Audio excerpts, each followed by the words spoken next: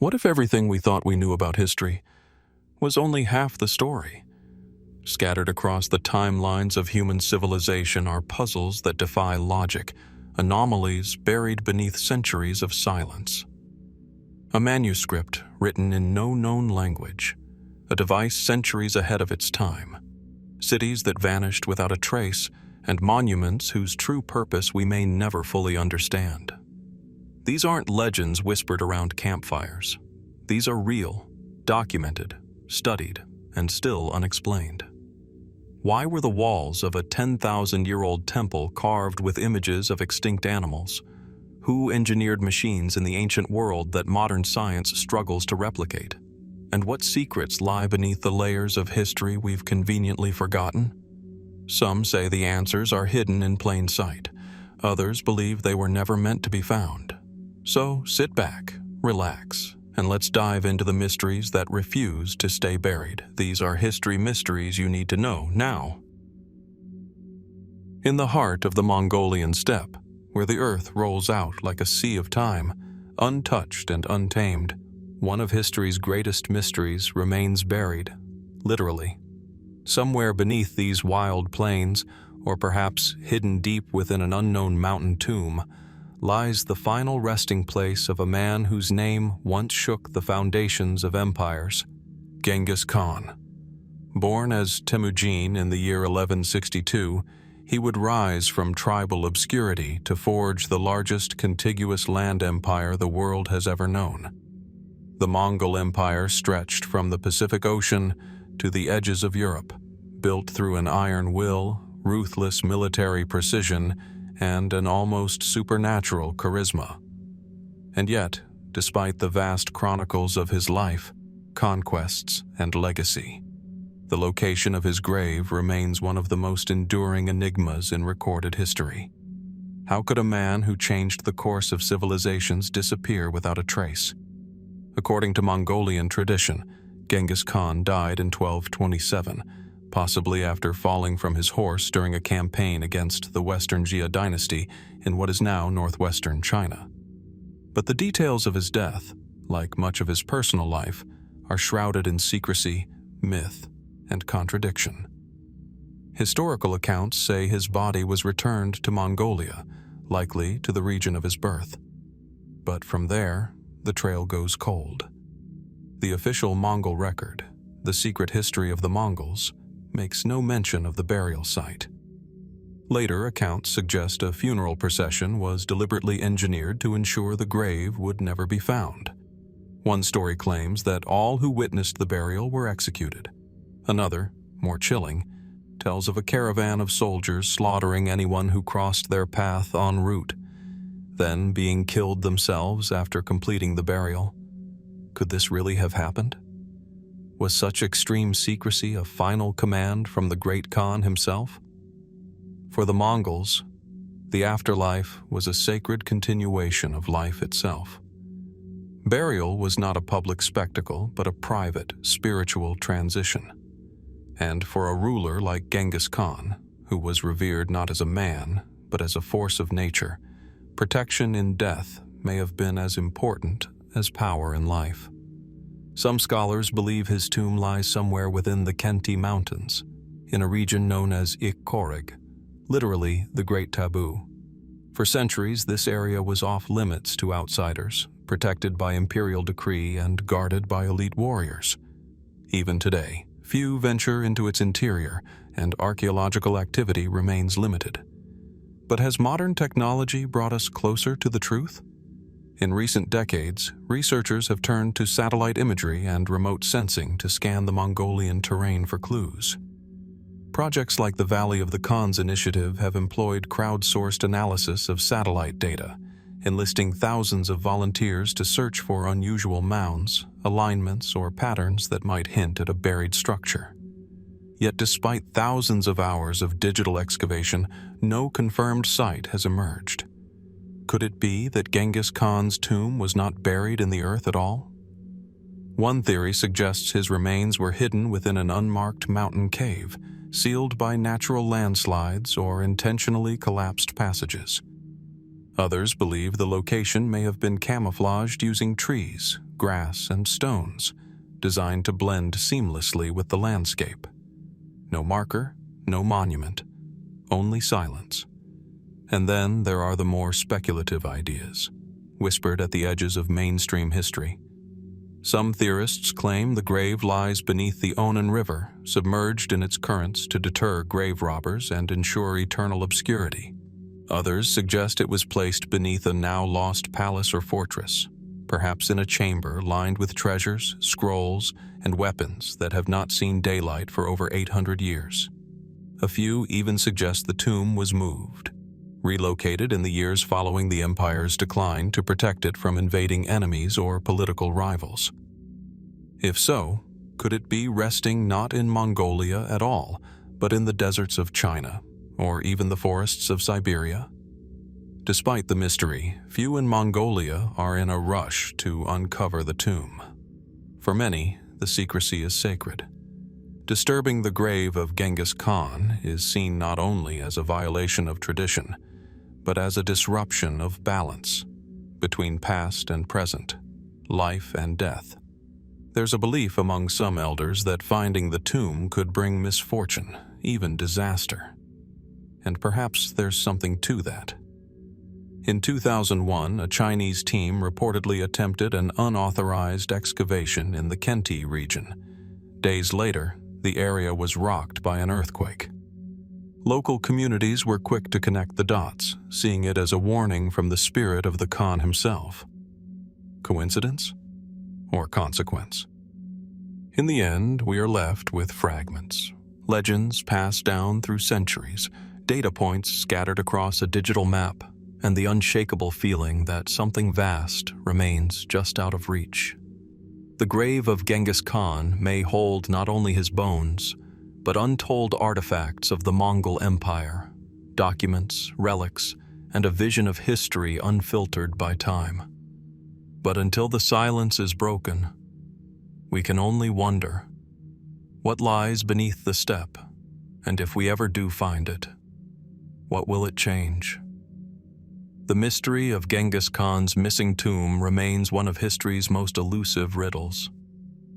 As we continue our journey into the unknown, we turn to the next enigma. Beneath the looming battlements of the Tower of London, history echoes with the footsteps of those who never walked free again. Cold stone corridors wind through shadowed chambers, their silence deeper than time itself. And within these ancient walls, a mystery endures. A royal disappearance that continues to haunt the English crown more than 5 centuries later. 2 boys, 1 throne, and a vanishing that would send shockwaves through history. In the summer of 1483, following the sudden death of King Edward IV, the balance of power in England trembled. His 12-year-old son, Edward V, was to be crowned king. But instead of ascending to the throne, the young monarch and his 9-year-old brother, Richard, Duke of York, were taken to the Tower of London. Ostensibly, it was for their protection until the coronation. But the coronation never came, and neither did their freedom. At first, the presence of the princes was public knowledge. They were seen walking in the gardens, accompanied by guards. Visitors to the tower noted their movements. But over time, those sightings ceased. Their windows remained shuttered. Their names fell from official records. And then, nothing. What happened within those stone walls? Historical accounts offer only hints. According to the History of King Richard III, written by Thomas More decades later, the boys were smothered in their sleep by order of their uncle, Richard, Duke of Gloucester, soon to be crowned King Richard III. It is a chilling tale, often repeated. But is it the truth? Richard III, like many figures on history's stage, casts a long and complicated shadow. To his supporters, he was a reformer, a capable leader thrust into crisis. To his enemies, especially the Tudors, who came to power after his death, he was the villain of legend. Shakespeare would immortalize him as a hunchbacked tyrant, consumed by ambition. But how much of that image is political propaganda? Could Richard have murdered his own nephews to secure the throne? The motive is undeniable. As long as Edward V lived, Richard's claim was vulnerable. But evidence? There is none. No confessions, no trial, no body, just silence. And silence, too, from the tower. Other suspects have emerged in the centuries since. Some believe the orders came not from Richard, but from Henry Stafford, Duke of Buckingham, his ally turned rival, whose own ambitions ran dangerously close to the crown. Others point to Henry VII, the first Tudor king, who married the prince's sister and had a clear motive to erase any competing Yorkist claims. After all, by the time Henry took the throne in 1485, the boys had long vanished, yet he never opened an investigation, never pursued the truth. Did he already know it? And then there are stranger threads, pulled from the edges of recorded history. Some suggest the boys never died at all. That one, or both, escaped the tower in disguise, smuggled out by sympathizers. Over the years, a handful of claimants emerged, most notably Perkin Warbeck, who in the 1490s claimed to be Richard, Duke of York, and led a rebellion against Henry VII. Though ultimately captured and executed, Warbeck's calm insistence and detailed knowledge of court life left some wondering, could he have been telling the truth? But perhaps the most tangible piece of the puzzle came much later, beneath a staircase.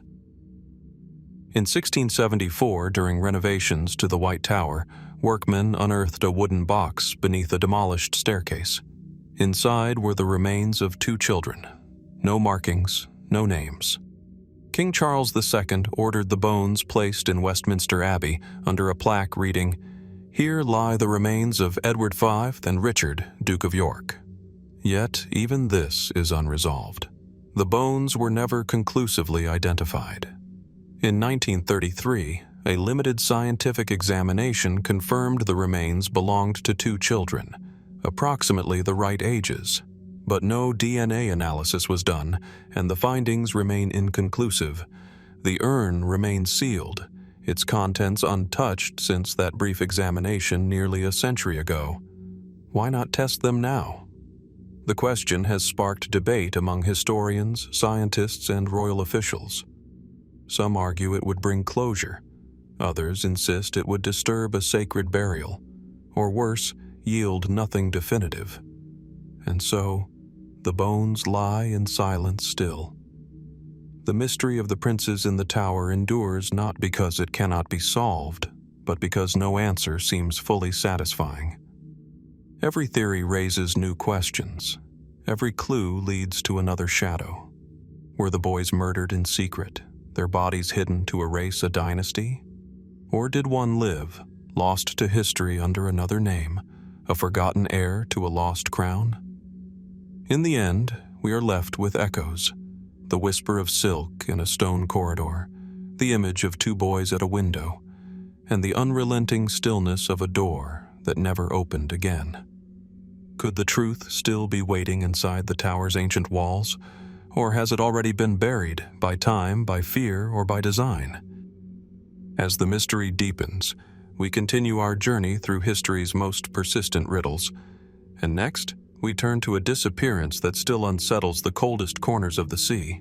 High in the remote reaches of northern Canada, nestled among the barren lands of what is now Nunavut, lies Angikuni Lake, a still, glacial body of water that reflects the pale Arctic sky like a sheet of glass.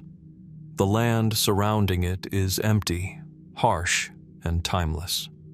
Caribou migrate across its shores. The northern lights dance above it in winter's deep silence. Few people travel here now. But in the 1930s, this place held life. An Inuit village once stood on its shores, modest, resilient, woven deeply into the rhythms of the land. Then, one day, it was simply gone. No bodies, no signs of struggle, no answers. What happened at Angikuni Lake? The mystery begins, at least in written record, in November 1930. Joe LaBelle, a Canadian fur trapper, was traveling through the Kavalik region when he made a routine stop at the Inuit settlement on the edge of the lake, a place he had visited before and where he was known to the community. What he found disturbed him deeply. The village was silent. Campfires had burned out. Food had been left in cooking pots, untouched. Sled dogs, usually tethered nearby, were nowhere to be seen. LaBelle searched the small igloos, one by one. Each was abandoned, but not destroyed. Belongings were still inside. Weapons, clothing, supplies, all left behind, as if the occupants had walked away in the middle of their lives and never returned. But why? LaBelle reported what he saw to the Royal Canadian Mounted Police. The RCMP conducted an investigation. According to the most circulated version of events, they confirmed that the entire population, estimated to be around 30 people, had disappeared without explanation. A disturbing detail followed. The graves in a nearby burial ground had been opened. Some sources claimed they were found empty. Over the years, the story of the missing village took on a life of its own. It was repeated in newspaper columns and mystery anthologies. Details began to shift. In some retellings, mysterious lights were seen in the sky before the disappearance. Others spoke of strange, bluish tracks in the snow that did not resemble human or animal footprints. A few even claimed the village had been swallowed by some unnatural force, an idea popularized in later decades by UFO enthusiasts and fringe researchers. Was this an encounter with the unknown? A mass abduction? Or something far more grounded, but equally tragic? Skeptics argue that the entire event may have been exaggerated or even fabricated. In 1959, an official statement from the RCMP declared that no such disappearance had been recorded, and that the Angikuni Lake story was likely a blend of folklore and misreporting. They stated that there was no evidence of a mass vanishing, and that no village had existed at that location in the manner described. So, was it all a myth? Perhaps not entirely.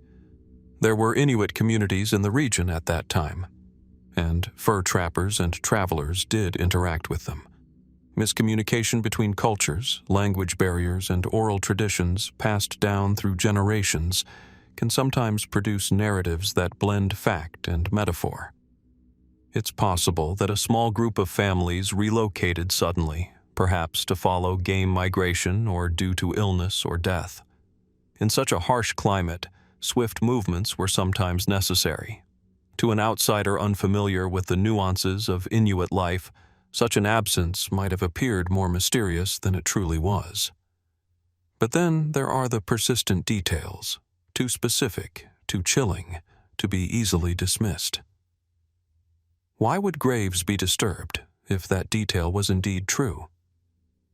Why leave behind tools and food, items essential for survival in the subarctic winter?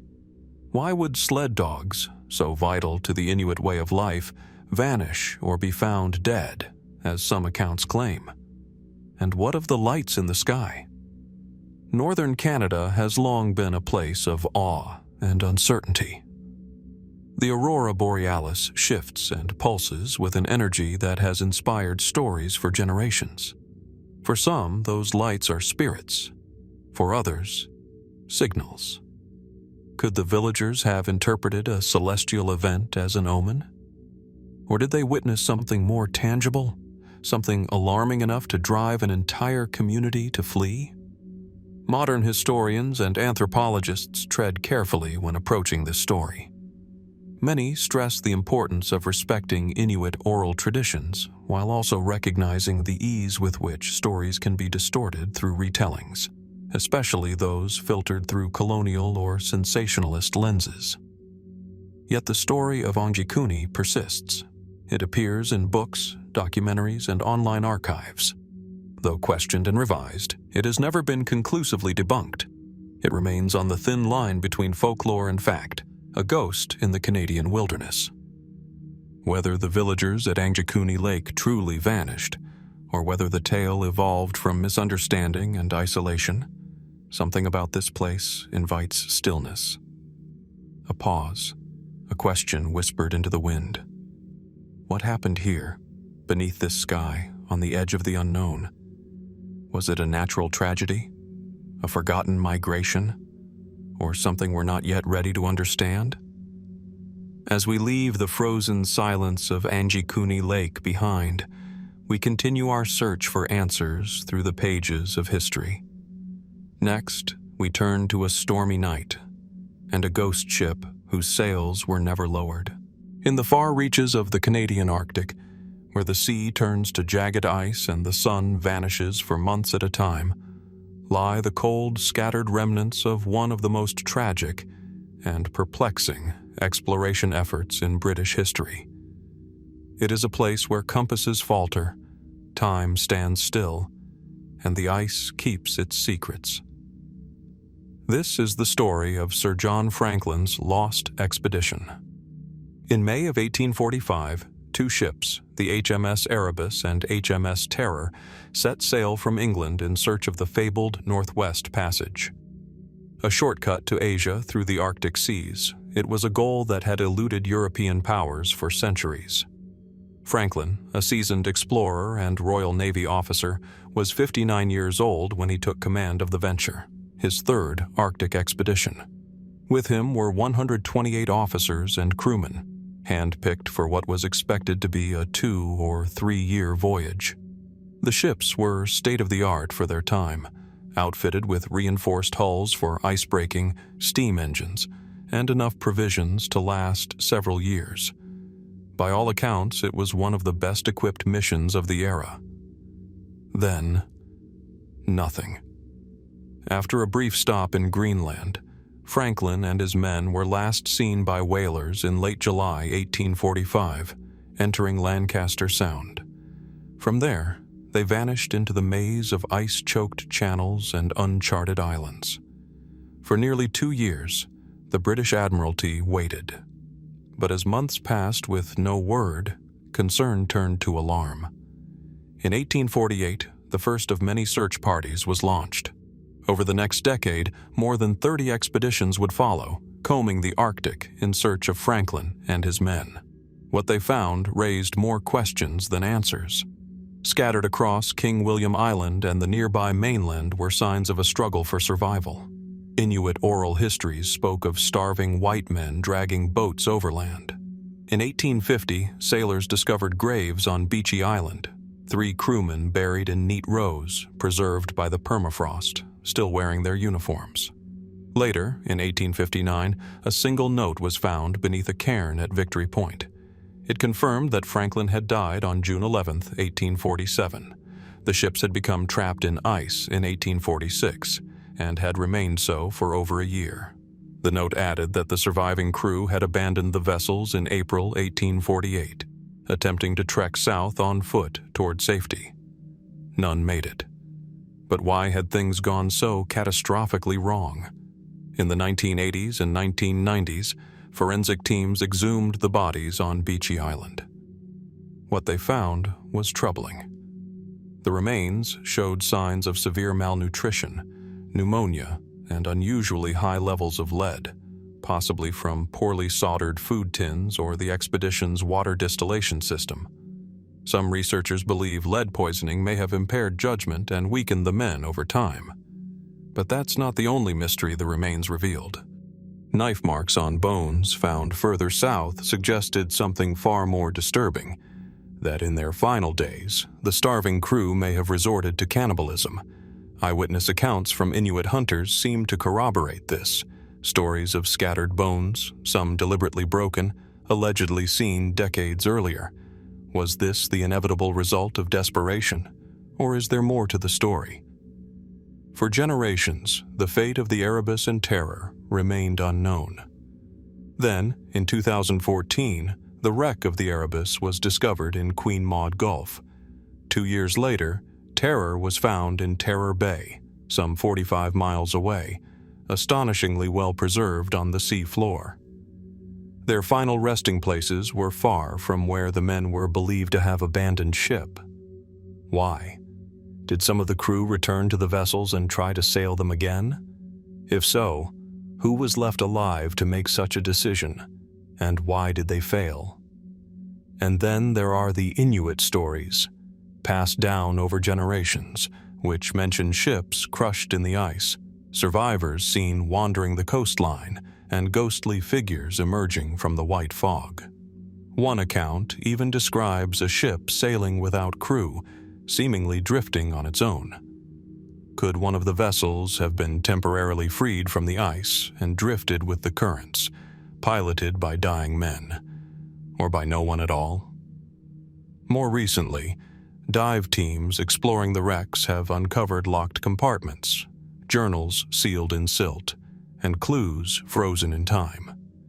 Yet full access to these secrets has been slow. The Arctic, even in modern times, remains a formidable barrier. Ice shifts, conditions worsen. What lies within those flooded rooms may take years, if not decades, to fully uncover. The Franklin expedition stands as one of the most haunting episodes in the annals of exploration, not merely for its tragic outcome, but for how little we still understand. In an age of empire and innovation, how could two of the most advanced ships of the 19th century vanish into silence? Was it hubris, miscalculation, environmental catastrophe? Or is something still missing from the story? Something buried in the ice, waiting for the right season or the right eyes? What secrets sleep beneath the frozen sea? And what will they say about those who dared to cross it? As our journey through history's unanswered questions continues, we set our sights on another enigma, one that surfaced not from ice, but from the ocean's darkest depths. A ship adrift with no soul aboard, beneath the golden haze of the Chinese dawn, the ruins of the Han imperial city still whisper of former glory. Stone paths wind through overgrown gardens once reserved for emperors and princes. Somewhere in these silent chambers, echoes of a vanished dynasty linger, footsteps lost to history, names erased by fear, and a mystery nearly 2,000 years old. This is the story of Emperor Wu of Han and his missing royal children. Reigning from 141 to 87 BC, Emperor Wu, also known as Han Wudi, was one of the most powerful and influential rulers in Chinese history. Under his leadership, the Han dynasty expanded to unprecedented territory, stretching deep into Central Asia. His court glittered with wealth, artistry, and ceremony. But his reign, despite its splendor, was also marked by shadows, suspicion, purges, and palace intrigues that often ended in blood.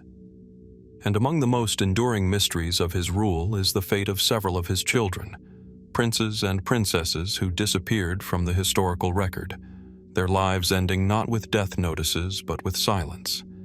The official histories, carefully curated by imperial scribes, offer only fragments. We know that Emperor Wu fathered over a dozen children with multiple consorts. Some were raised as heirs apparent, others appointed to military commands or regional fiefdoms. Yet a strange pattern emerges. Several of these royal offspring, particularly those born later in Wu's reign, vanish abruptly from the historical record. No tombs, no titles, no explanations. What happened to the royal children of Han Wudi? One of the most well-documented and troubling cases involves Liu Ju, Emperor Wu's only surviving son with his empress, Wei Zifu. Named crown prince in his youth, Liu Ju was known to be scholarly, respectful, and devoted to Confucian ideals. For many years, he was seen as the clear successor to the Han throne.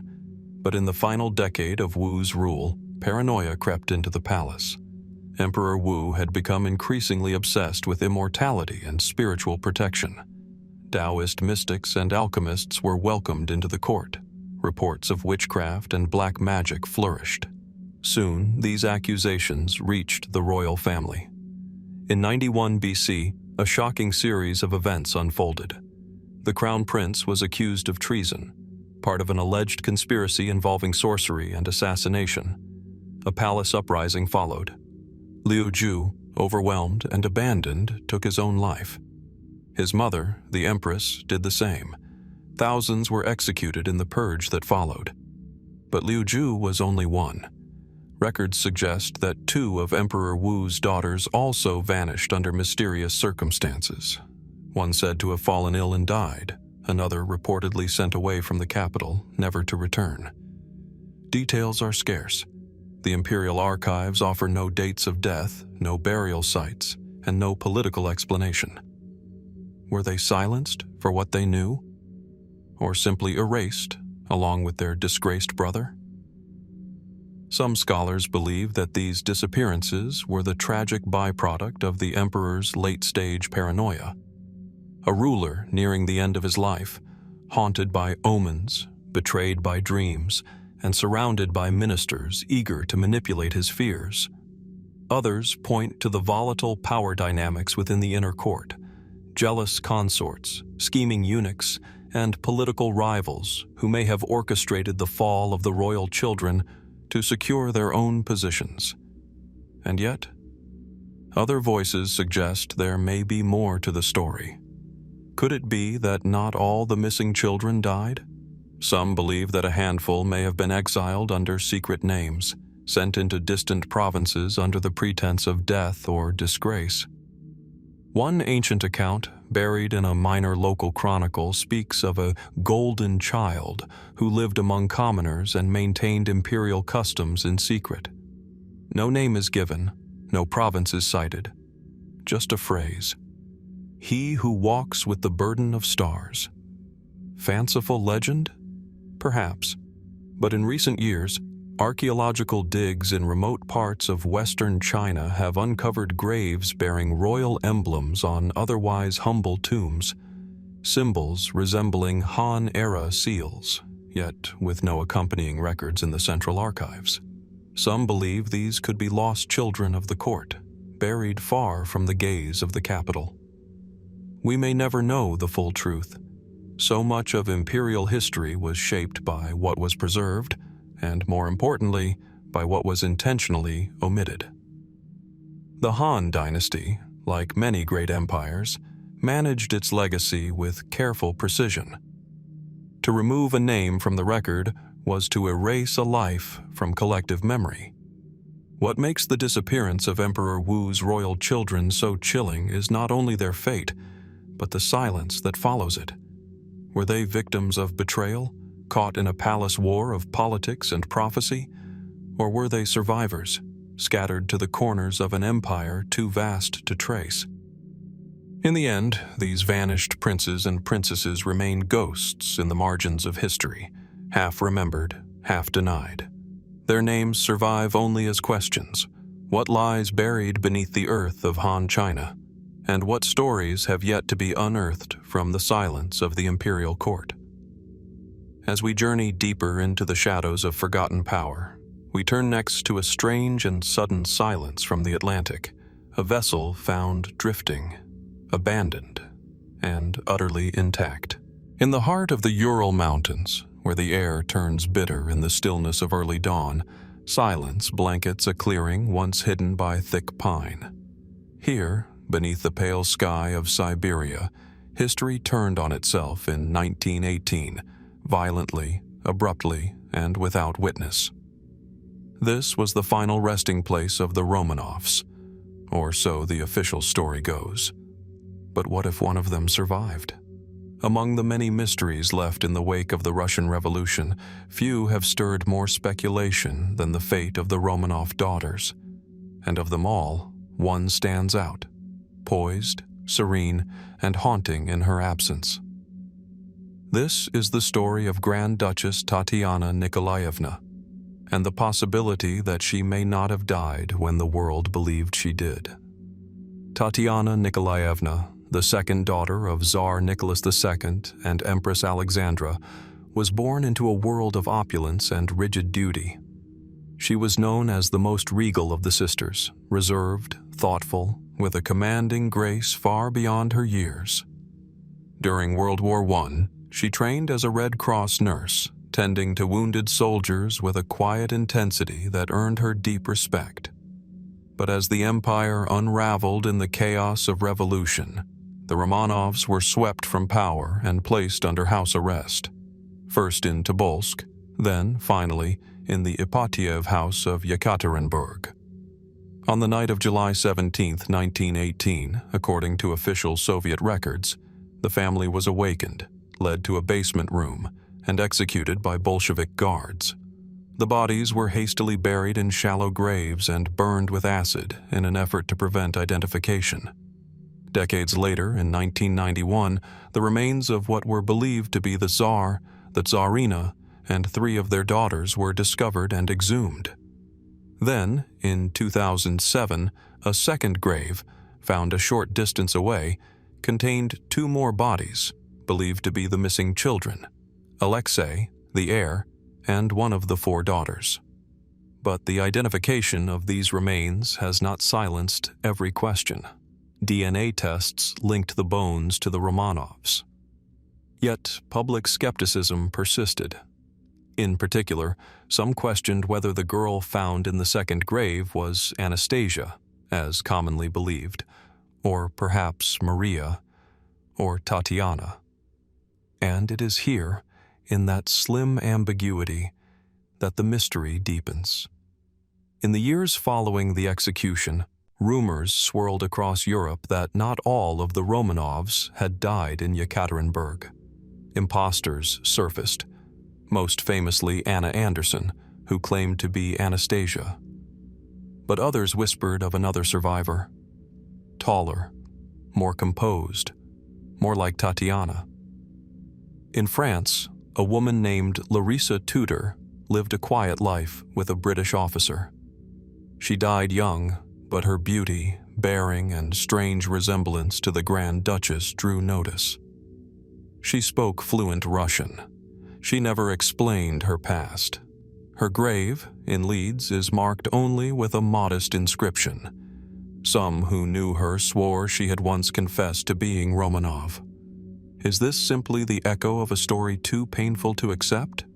Or could there have been another Romanov imposter, one who never sought attention but quietly escaped into anonymity? Some researchers point to inconsistencies in the Soviet accounts. The executioners gave differing reports about how the murders unfolded. Some claimed not all of the girls died instantly. Others described the chaos, the gunfire, the confusion, the smoke. Could someone have slipped away in that moment? Even among Romanov relatives, doubts lingered for years. Princess Xenia, a cousin, once remarked cryptically that not all were lost. Was this wishful thinking, or the shadow of a secret? Official history insists that all 5 children died that night. The Russian Orthodox Church canonized them as martyrs in 2000. Yet, in the realm of unanswered questions, one fact stands out. Tatiana's remains were never conclusively identified with the kind of clarity that would end speculation. Scientists believe her body lies among those discovered, but no grave bears her name. No monument holds her alone. So we are left with possibilities, each more fragile than the last. Could Tatiana, regal and resourceful, have survived the execution through sheer chance or hidden aid? Was she rescued in the chaos and smuggled to safety? Or are the sightings, the resemblances, and the hushed confessions merely echoes of collective grief, an attempt to preserve a sliver of the past against the void? In the end, history offers us no certainty, only fragments, scattered identities, half-buried graves, and stories that refuse to fade.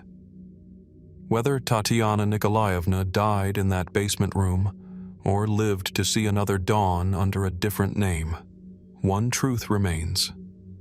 Her absence is as powerful as her presence once was. What do we believe when records blur, when silence becomes the loudest evidence of all? And what might still lie hidden in the folds of exile, memory, and snow? From the shadows of the Russian Empire, our journey now turns to the open sea, where a ship was found adrift, its crew vanished, and its secrets locked behind a door no one could explain. In the Teutoburg forest, where the fog still coils low around twisted roots and ancient pines, a silence hangs in the air, dense, knowing, almost reverent.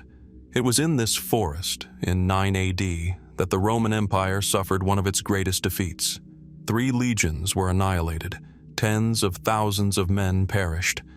An entire Roman frontier collapsed, and in the chaos, one man vanished. Governor Publius Quintilius Varus, a governor, a general, a Roman aristocrat entrusted with the expansion and administration of Rome's growing empire in Germania. And yet, no one ever found his body. The disaster at Teutoburg was sudden and brutal. Varus, unaware that his trusted advisor Arminius had betrayed him, marched his troops into a narrow, forested ravine. There, over several days, they were ambushed, outmaneuvered, and slaughtered by a confederation of Germanic tribes. The Roman lines broke. Supplies were lost. The weather turned.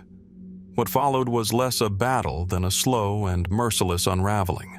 By the end, the legions, 7th, 8th, and 19th, were gone. Ancient sources, including Tacitus, Cassius Dio, and Suetonius, paint a grim picture. Roman captives were enslaved or sacrificed, standards were seized, commanders were tortured. And Varus. He is said to have taken his own life, falling on his sword when defeat became inevitable. The Emperor Augustus, upon hearing the news, is reported to have screamed, "Quintili vare, legionis rede! Quintilius Varus, give me back my legions." But what of Varus himself? His body, according to Roman records, was never recovered. Or was it? Cassius Dio claims that the Germans found Varus's corpse, decapitated it, and sent his head eastward to Maroboduus, a rival Germanic king, who then forwarded it to Rome. Supposedly, it was given a ceremonial burial, but there are no clear records confirming the head's arrival, no tomb, no monument. The gesture may have been symbolic, or it may never have happened at all. And what of the rest of him? Roman military tradition valued the recovery and burial of fallen commanders. But in Varus's case, there is a conspicuous absence. His name fades from funerary records. No grave has been confirmed. No monument stands for him, unlike so many other high-ranking Roman generals. His story is overshadowed by his defeat. His remains, both literal and symbolic, are lost. Why? Over the past century, archaeologists have uncovered the remnants of the battle: bent swords, shattered helmets, human bones charred and broken. The site near Calcrise is now widely believed to be the place of the ambush. But even here, no evidence has ever pointed conclusively to Varus. No royal ring, no general's armor, no marker of a man who once governed half the empire's northern frontier. Could his body have been deliberately hidden, desecrated beyond recognition, taken as a trophy, or perhaps preserved in a way that defies Roman burial traditions? And then there are the fringe theories, those that exist on the outer edges of historical curiosity. Some speculate that Varus never died in the battle at all, that he may have been captured alive and taken deep into Germanic territory, hidden or executed far from the battlefield. This would have been a rare but not impossible act. High-ranking prisoners held immense symbolic value. The fact that no Roman eyewitnesses survived leaves the question open. Others suggest that the narrative of his suicide was fabricated, a story constructed to shield Roman pride from the even greater shame of a living general in enemy hands. It's worth noting that most of what we know about Varus's death comes from later Roman historians, writing years, even decades after the event. These were men with their own perspectives, shaped by the need to justify or vilify. To them, Varus was either a fool or a scapegoat, his defeat the result of arrogance, not misfortune. But perhaps the silence surrounding his final fate has more to do with politics than mystery. After all, Varus was not just a military leader. He was deeply connected to the imperial elite, even married into the family of Augustus. His failure wasn't merely a personal tragedy. It was a stain on the prestige of Rome itself. Is it possible that the story of his death, quiet, noble, convenient, was an invention to close a wound that refused to heal? Today, the forest still keeps its secrets. Despite centuries of excavation, despite modern technology and endless speculation, the fate of Quintilius Varus's remains unsolved. A ghost general, remembered for a catastrophe, but never truly laid to rest. Where is the body of Rome's most disgraced commander? Was it lost in mud and fire, or hidden intentionally to rewrite the story of defeat? And what else lies beneath the moss and loam of Teutoburg, waiting for the right question, or the right eyes? As the Roman banners fall into shadow, our next mystery rises with the morning tide. A ship appears on the horizon, intact, silent, and abandoned. No crew, no answers, just one name whispered across the sea. In the shifting grasslands between the Caspian and Black Seas, where the Volga River winds through a landscape both barren and beautiful, the memory of a once mighty empire lingers just beneath the soil. The Khazars, fierce, enigmatic, and often overlooked, once held sway over this immense territory, commanding trade routes, collecting tribute, and defending a frontier that bridged east and west. Today, little remains of their cities. Their palaces are gone. Their chronicles are scattered. But perhaps the greatest mystery of all lies in the story of their final days, and the fate of their last heir, who vanished from history without a trace. Who was the lost prince of the Khazars, and why has his name been buried so completely in the sands of time? The Khazar Empire flourished between the 7th and 10th centuries AD, strategically located at the intersection of Byzantium, the Islamic caliphates, and the emerging Rus principalities. They were famed not only for their military strength and political diplomacy, but for one remarkable fact: their ruling class converted to Judaism sometime in the 8th or 9th century. A Jewish empire in the heart of the steppe, a historical anomaly that continues to puzzle scholars. Their capital, Itil, sat at the mouth of the Volga, a hub of cultural exchange. The Khagans, emperors, ruled through a unique dual kingship system, one spiritual, one political, and were often engaged in complex alliances with both Islamic and Christian neighbors. But by the mid-10th century, the empire began to fracture. Pressure from the Rus, internal dissent, and shifting trade routes weakened its core. The final blow came in the late 960s or early 970s, when the Kievan Rus, led by Sviatoslav the Rosit, invaded Khazar lands. Itil fell. Cities were razed. The Khazar military was crushed. And then, the record goes quiet. There is mention of scattered Khazar populations in Crimea, the Caucasus, and even in parts of Spain and Hungary. But of the ruling dynasty, of the royal bloodline, nothing clear remains. According to some Byzantine sources, there was a royal child, possibly the son or grandson of the last Khagan, sent away before the final collapse. The chronicler Ibn al-Faqih, writing in the early 10th century, makes vague reference to a youthful sovereign spirited eastward, a cryptic note easily overlooked in larger histories. Who was this youth, and where did he go? There are no known inscriptions, no firm genealogies, just fragments. Some accounts speak of emissaries traveling along the Silk Road, suggesting the prince may have been sent to the court of the Uyghurs or even to China, seeking asylum or alliance. Others hint at refuge among the Jewish communities of Persia. Still more mysterious are whispers from the Cairo Geniza, a collection of Jewish manuscript fragments preserved in Egypt, which mention Khazar families arriving with wealth, titles, and claims of royal lineage, yet refusing to speak of their homeland. Could the heir have changed his name, his language, even his faith, to survive? Later medieval texts, often dismissed by mainstream scholars, refer to princes of Khazar blood appearing in Eastern Europe generations later, often as advisors or minor nobles. A few bold theorists suggest that certain noble houses in Hungary or the Caucasus region may trace a faint, uncertain line back to Khazar royalty.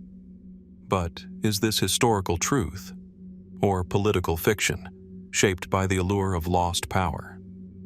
The disappearance of the Khazar heir opens the door to a deeper question.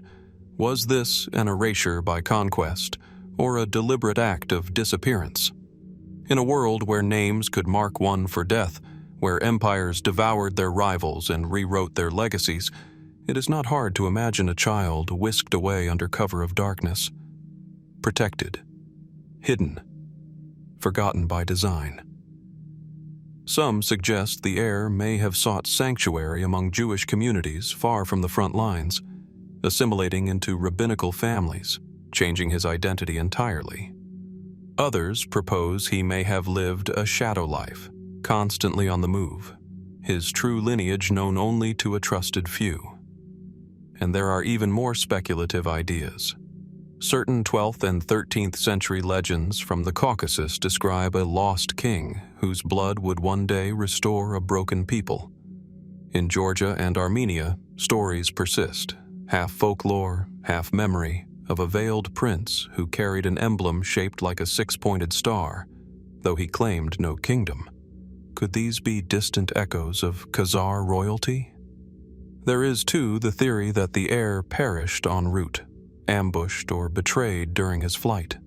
His bones, unmarked and unclaimed, may lie beneath some forgotten pass or along a merchant's trail, his story severed before it began.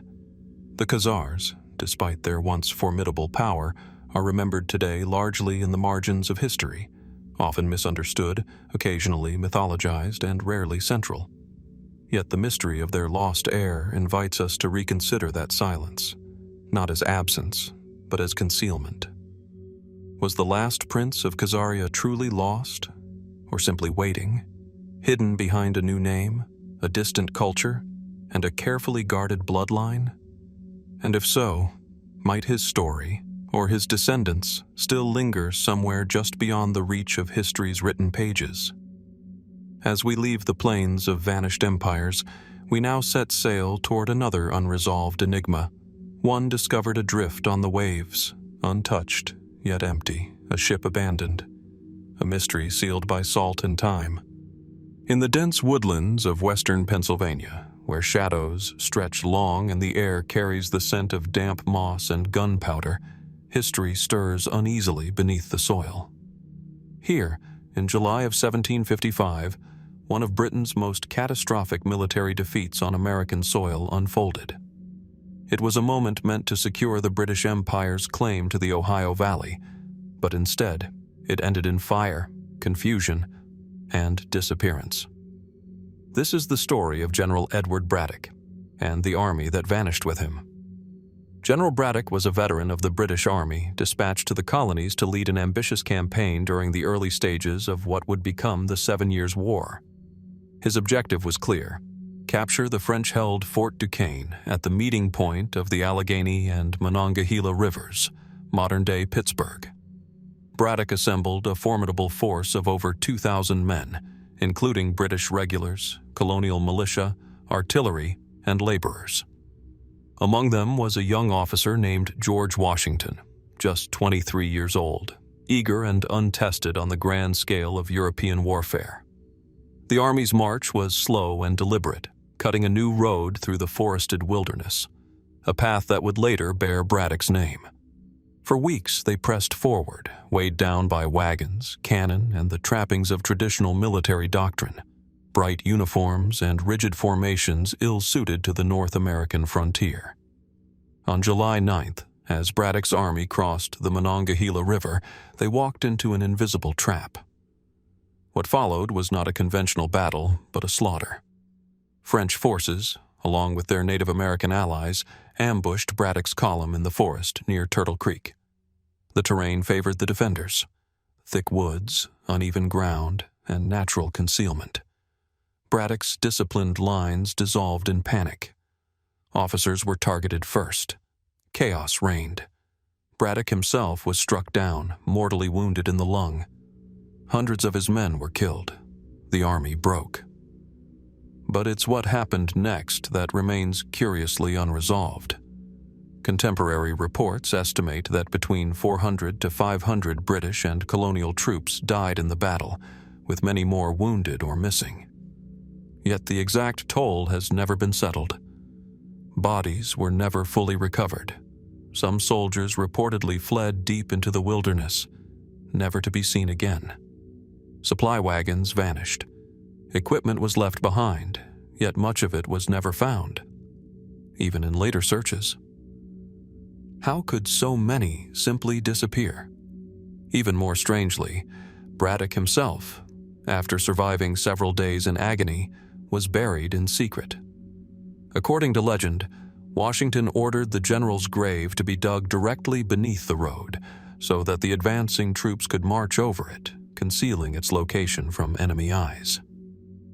For nearly 40 years, no one knew where Braddock's remains lay, until supposedly a construction team stumbled upon bones and military artifacts while repairing a road in 1804. But doubts persist. Were those truly his remains? The artifacts recovered included buttons and a sash, but the skeleton was incomplete, and no written records confirm the identification beyond local accounts. And what of the soldiers who vanished? Were they killed and buried in unmarked forest graves, or did some desert entirely, disappearing into the wilderness to avoid blame or punishment? There are scattered accounts from frontier settlers who later claimed to have encountered redcoats living among native tribes, speaking English but refusing to return. Some say a small band of survivors headed west, never rejoining the British command. Could a portion of Braddock's army have gone entirely off the record? Over time, this unexplained loss took on an eerie reputation. Locals began referring to it as the Ghost Column, a vanished detachment of soldiers neither accounted for nor confirmed dead.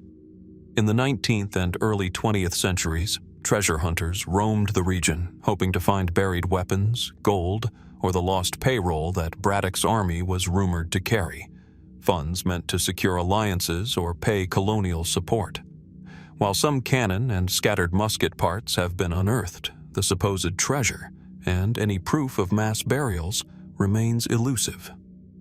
Modern archaeologists have scoured parts of the battlefield near Braddock's Road, and while signs of the conflict remain, there is still no full record of who died, who survived, and what truly happened in the confusion after the ambush. The forest, it seems, is unwilling to give up all its secrets. In the larger narrative of empire and revolution, Braddock's defeat is often seen as a cautionary tale, a reminder of the perils of arrogance and the limits of imported strategy. But for those who still walk the woods, who study the lists of the missing, who listen to the legends, the question remains open. Where did they go? The men who marched into the trees and never came out? What trails did they take? What lives did they lead in the aftermath of silence? And could there still be remnants, graves, journals, artifacts, waiting beneath centuries of soil, their stories forgotten, but not entirely lost? As the leaves rustle and the forest draws its curtain once more, our journey takes us to the sea, to the haunting specter of a ship left perfectly intact, but completely abandoned. A floating riddle, whispered only by the waves. The sun beats mercilessly over the Anatolian plateau, casting long shadows over ruined fortresses and forgotten roads. Here, amidst the brittle grasses and rock-strewn hills, armies once marched under crosses raised high against the sky. Crusaders, cloaked in the fervor of divine purpose, traversed these lands with a single aim: to reclaim Jerusalem. But in the year 1101, one such army vanished almost completely from the historical record. Not in myth, not in legend, but in the hard terrain of real geography and the puzzling silence of real history. This is the mystery of the lost Crusader army of 1101. Following the success of the First Crusade, which captured Jerusalem in 1099, news of victory swept through Europe like wildfire. Inspired and emboldened, waves of fresh volunteers took up the cross. Kings, knights, peasants, they came from across France, Germany, and Lombardy. But unlike the first, this second wave lacked unity, preparation, and reliable intelligence. Known collectively as the Crusade of 1101, these expeditions were not officially sanctioned by the Pope, nor led by a single clear commander. Instead, they were splintered into three main groups, each taking different routes through Byzantine territory into Anatolia, modern-day Turkey. Their destination, the Holy Land. Their fate, one of the most devastating and least understood disasters of the entire crusading era. The largest contingent, made up of Lombards and other Italians, numbered perhaps 20,000 or more. They were accompanied by a few seasoned leaders, such as Stephen of Blois, who had fled the First Crusade in shame and now sought redemption. But many were undisciplined, poorly armed, and driven more by zeal than by strategy. As they entered Turkish territory, they were shadowed by the forces of Kilij Arslan Thurs, the Seljuk Sultan of Rum. Unlike in 1096, the Turks were now prepared, unified, and determined to strike back. At first, the Crusaders made some progress, sacking a few towns and advancing toward Iconium, modern-day Konya. But the terrain worked against them. The Turks, using mobile cavalry and deep knowledge of the land, harassed them relentlessly, cutting off supply lines, drawing them further into desolate country. Then came the trap. At the Battle of Meriwether, sometime in August of 1101, the Crusaders were surrounded. Contemporary chronicles speak of panic, infighting, and collapse. Thousands were slaughtered. Survivors were captured or enslaved. Only a scattered few, mostly nobles and mounted knights, escaped. Entire segments of the army disappeared, leaving no record of individual fates or burial grounds. But what truly happened in that killing field? Why is so little known, even in the chronicles of the time? The chroniclers of the First Crusade, people like Fulcher of Chartres or Anna Komnene, had little to say about the 1101 disaster. It was as if the Church and the courts of Europe preferred to forget the failure. There were no heroic songs for Meriwether, no relics returned from the fallen, no grand tales of martyrdom. It was, in effect, erased, absorbed into the silence of collective shame. And yet, some traces remain. Local Anatolian folklore refers to armies of iron men who were swallowed by the land. In the 19th and 20th centuries, several foreign explorers in central Turkey reported encountering strange mounds and unmarked graves, believed to contain Crusader remains, though never properly excavated. Were these the lost men of 1101? There are also darker theories. Some scholars suggest that many Crusaders, after being captured, were either forcibly converted or enslaved, assimilated into Turkish society and erased as individuals. A few Arabic sources describe Frankish warriors serving as mercenaries in Muslim armies decades later, their origins forgotten, their crusading oaths broken. Could survivors have chosen survival over faith? Others wonder whether the army fragmented well before the final battle. With no clear command and growing hunger, perhaps detachments splintered off, heading south or east, some maybe even trying to reach the Holy Land by alternate paths. If so, their stories were never recorded. And then there is geography itself. Much of the central Anatolian plateau remains only partially explored archaeologically. Shifts in trade routes, wars, and resettlement have obscured many medieval sites. It's possible that bones still lie beneath fields once walked by shepherds or trampled by Ottoman armies, long forgotten, their stories sealed in silence. The disaster of 1101 marked a turning point. It hardened Turkish resistance, destabilized Byzantine trust in Western allies, and revealed the dangers of disorganized zeal. But more than that, it left a strange void in the historical record, a question with no firm answer. What became of those thousands of men?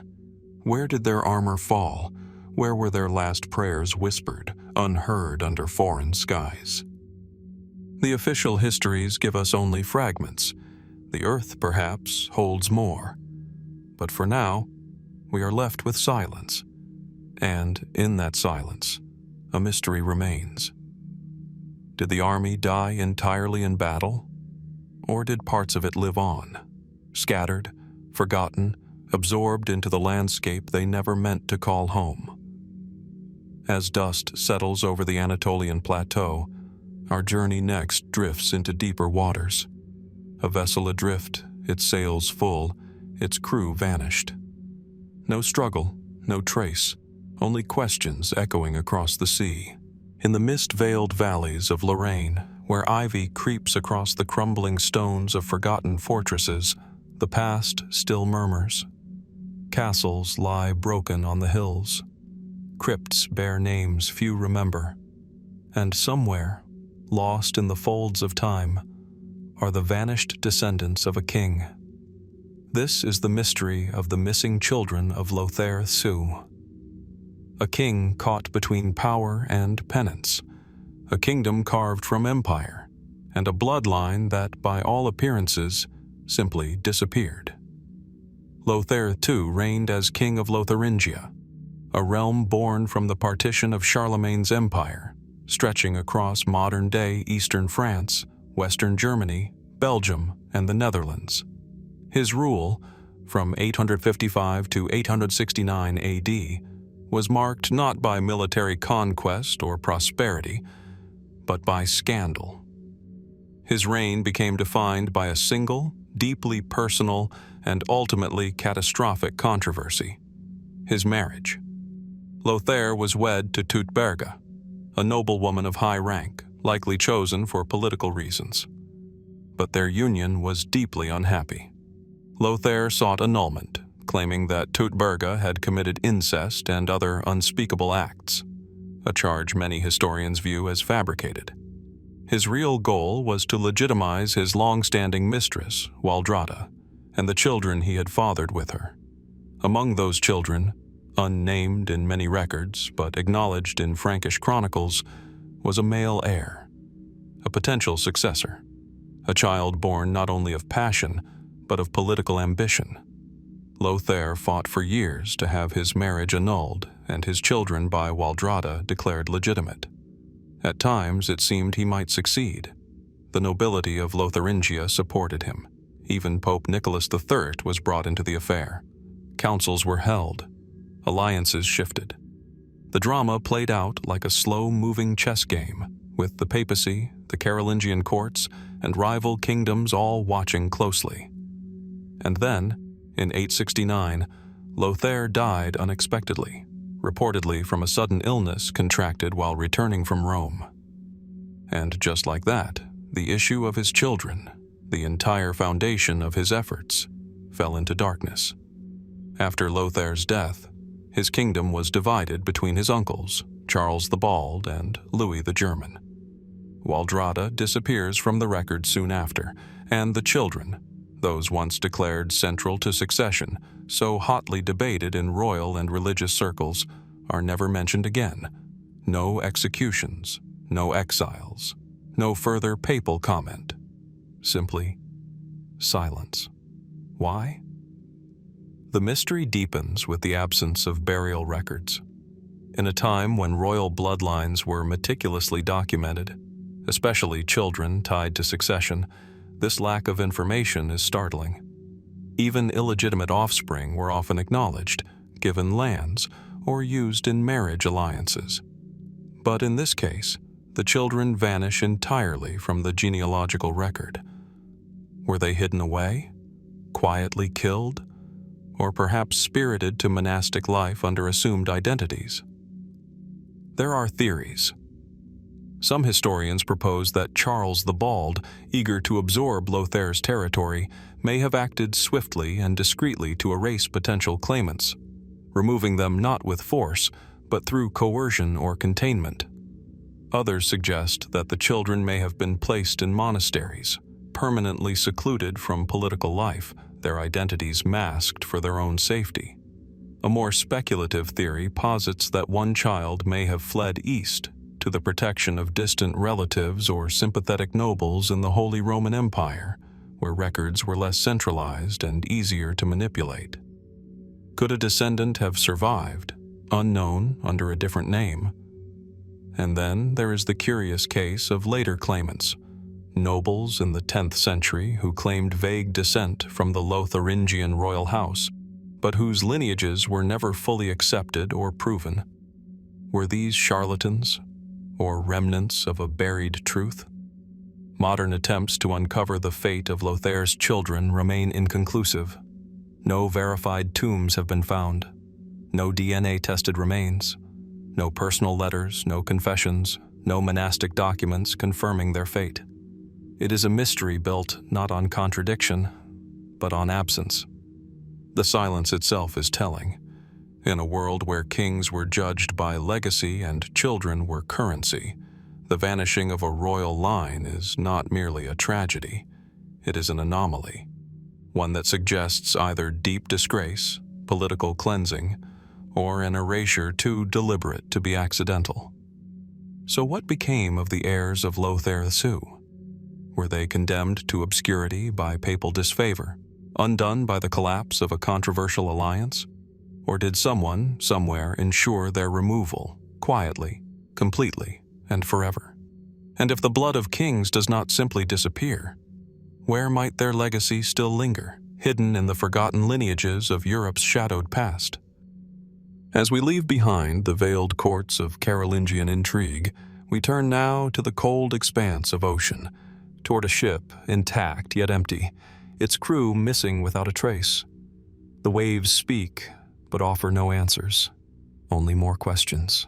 In the barren highlands of present-day Afghanistan, where winds howl across craggy ridges and silence settles in the folds of the valleys, history lingers not in stone monuments, but in the shifting sands of forgotten power.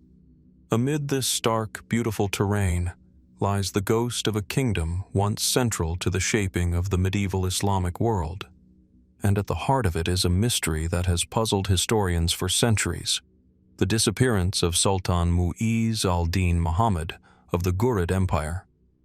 Known to some as Muhammad of Ghor, he was a conqueror, a statesman, and a visionary who helped lay the groundwork for Islamic rule in the Indian subcontinent. But after a lifetime of campaigns and political upheaval, his final moments remain cloaked in ambiguity. His body vanished. His killers remain uncertain. And centuries later, the trail has grown colder, but never closed. The Ghurid dynasty rose from obscurity in the 12th century, emerging from the remote highlands of Ghor, an isolated region west of modern Kabul. Unlike their Ghaznavid predecessors or the Seljuk Turks, the Ghurids were not born of empire. They forged it. Under the leadership of two brothers, Ghiyath al-Din and Mu'izz al-Din, the Ghurids expanded rapidly, conquering Herat, Nishapur, Ghazni, and pressing deep into northern India. It was Mu'izz al-Din who led the charge into the fertile plains beyond the Khyber Pass.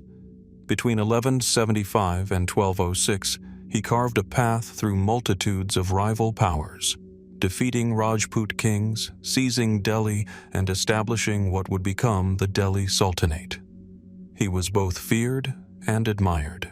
His reputation stretched from the courts of Baghdad to the jungles of the subcontinent. And then, on the night of March 14, 1206, near the town of Damiak, close to the Indus River, he vanished. Most sources agree on a broad sequence of events. Muiz al-Din was returning to Ghazni after suppressing a revolt in Punjab. He had camped for the night with a small escort, but sometime before dawn, assassins crept into his tent. They struck silently, with precision. The Sultan was dead before he could rise. Yet that is where clarity ends, and speculation begins. Some chronicles claim the assassins were part of the Nizari Ismailis, also known in Western lore as the Assassins, a secretive Shia sect known for high-profile political killings. Others argue it was an inside job, engineered by ambitious nobles or rival Ghurid factions eager to seize control. Still others hint at betrayal by his own former slaves, the military elite he had raised and empowered, many of whom would go on to establish kingdoms of their own. But the central mystery is this: Muiz al-Din's body was never recovered. Unlike the deaths of other rulers of the period, which were typically followed by elaborate funerals or tomb constructions, no grave for the Sultan exists. No mausoleum, no cenotaph, no burial site sanctified by religious verse or guarded by descendants. Only the faintest references in Persian and Arabic texts, most written decades or centuries after the event, speculate that his remains were taken back to Ghazni, or possibly hidden in Ghor. Yet no archaeological evidence has ever been found. Why would the body of one of the most powerful figures in Islamic Asia disappear so completely? Some historians suggest the Sultan's remains were secretly buried to prevent desecration, either by rival dynasties or the Ismailis themselves. Others propose that a ceremonial burial did occur, but in a remote mountain village known only to a select few. Oral legends in Ghor speak vaguely of the one who sleeps beneath the dark hill, possibly referencing Muiz al-Din. But no expedition has confirmed such a location. Then there is the theory, controversial yet persistent, that he never died at Damiak at all. This narrative suggests that the assassination was staged, either by Muiz al-Din himself, weary of ruling and beset by enemies, or by his most trusted commanders. According to this idea, he escaped east or retreated into religious exile, living out his final years as a mystic in a hidden monastery. A few Sufi manuscripts mention a veiled teacher, the rider from the mountains, whose origins were deliberately obscured. But without names or dates, the connection remains purely speculative. And yet, what would drive a man who had built an empire to walk away from it? Could the constant wars, the betrayals, the burden of rule have weighed too heavily? Or is this merely a story we project onto a blank space, an explanation for a silence history cannot fill? Muiz al-Din's disappearance left a vacuum, one that was quickly filled by his Mamluk generals, many of them former slaves. Qutb al-Din Aibak, one of his favored commanders, became the first Sultan of Delhi, marking the birth of Muslim dynasties in India that would endure for centuries. Yet their founder remains, to this day, a man without a grave. No bones, no tomb, no epitaph. Where does a ruler go when the world he shaped forgets where he fell? Was his body hidden, or was the truth simply lost amid the crumbling empires he left behind? And in a landscape shaped as much by myth as by stone, perhaps the Sultan himself has become a symbol of ambition, of fragility, and of the enduring enigma that waits wherever history goes quiet. As the winds sweep over the empty ridges of Ghor, we now journey to a different kind of disappearance, one not of kings or armies, but of an entire community, sealed in silence, lost in the cold north. A village that vanished without a trace. In the heart of what was once the Seljuk dominion, stone domes and minarets rise like fossils from the earth, weathered by centuries of wind, yet still bearing the marks of imperial grandeur. Cities like Isfahan and Rey, once centers of power and poetry, now hum quietly beneath layers of memory. and in the shadows of their forgotten palaces lies a question that has never been fully answered. What became of the sons of Sultan Malik Shah? Malik Shah ruled the Seljuk Empire at its height, from 1072 to 1092 AD. Under his reign, the empire stretched from the Hindu Kush to the Aegean, and from Central Asia to the Persian Gulf. His court was famed for intellectual brilliance. Astronomers like Omar Khayyam worked under his patronage, and the empire's administrative structure was refined by the legendary vizier Nizam al-Mulk. But power in the Seljuk world was never absolute. Malik Shah's authority was balanced precariously between tribal loyalties, military commanders, and religious factions. When he died, unexpectedly at just 37 years old, the empire began to fracture almost immediately. And it is here, in the aftermath of his death, that the fate of his children becomes veiled in mystery. Malik Shah had several sons, but the historical record focuses on a few key figures: Mahmud, Barkiaruk, and Muhammad Tapar. Each had competing claims to the throne, and each was caught in the swirl of political intrigue that followed their father's sudden death. The circumstances of that death remain debated.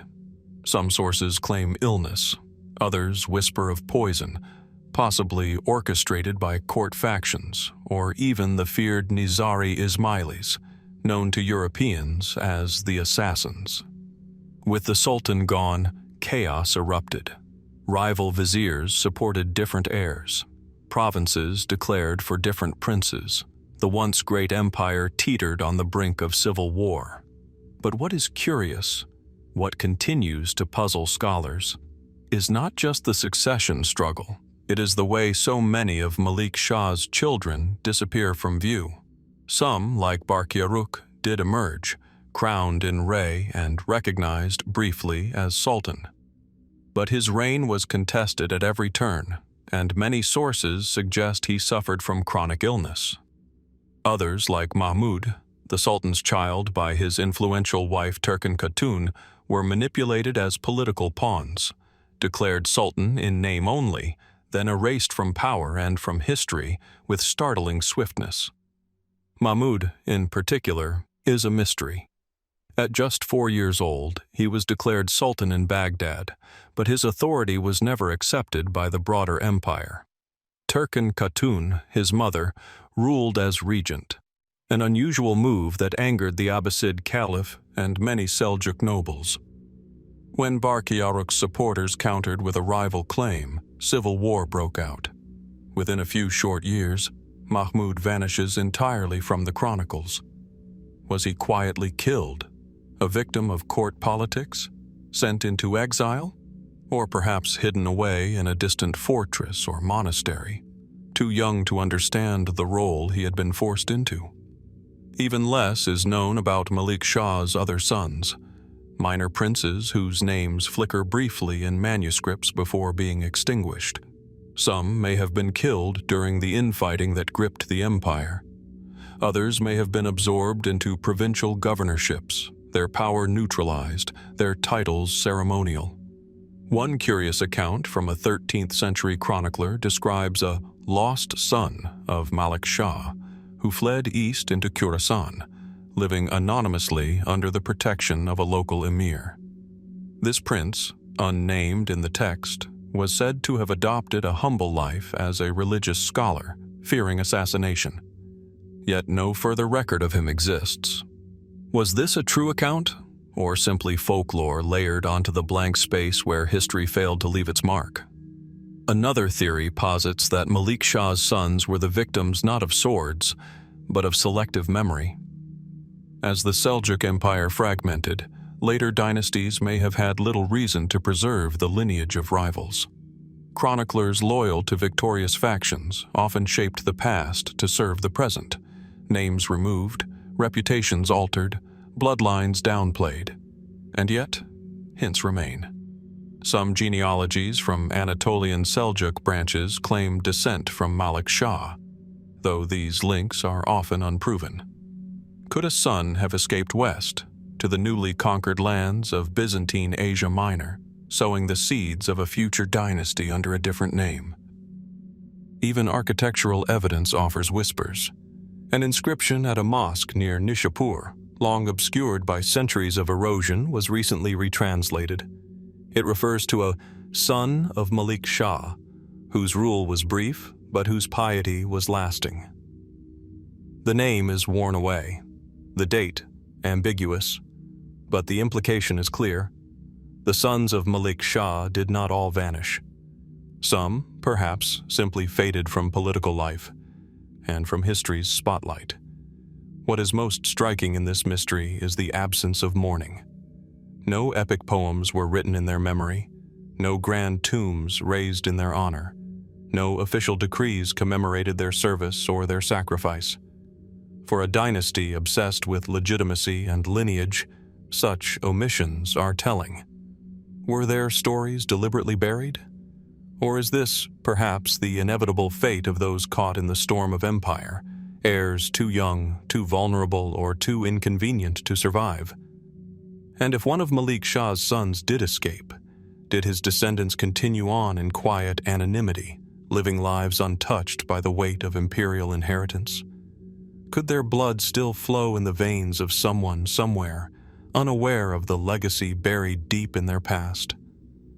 As the call to prayer drifts over the hills of Ray, our journey moves once more toward distant, colder shores where a 15th century ship was found adrift at sea.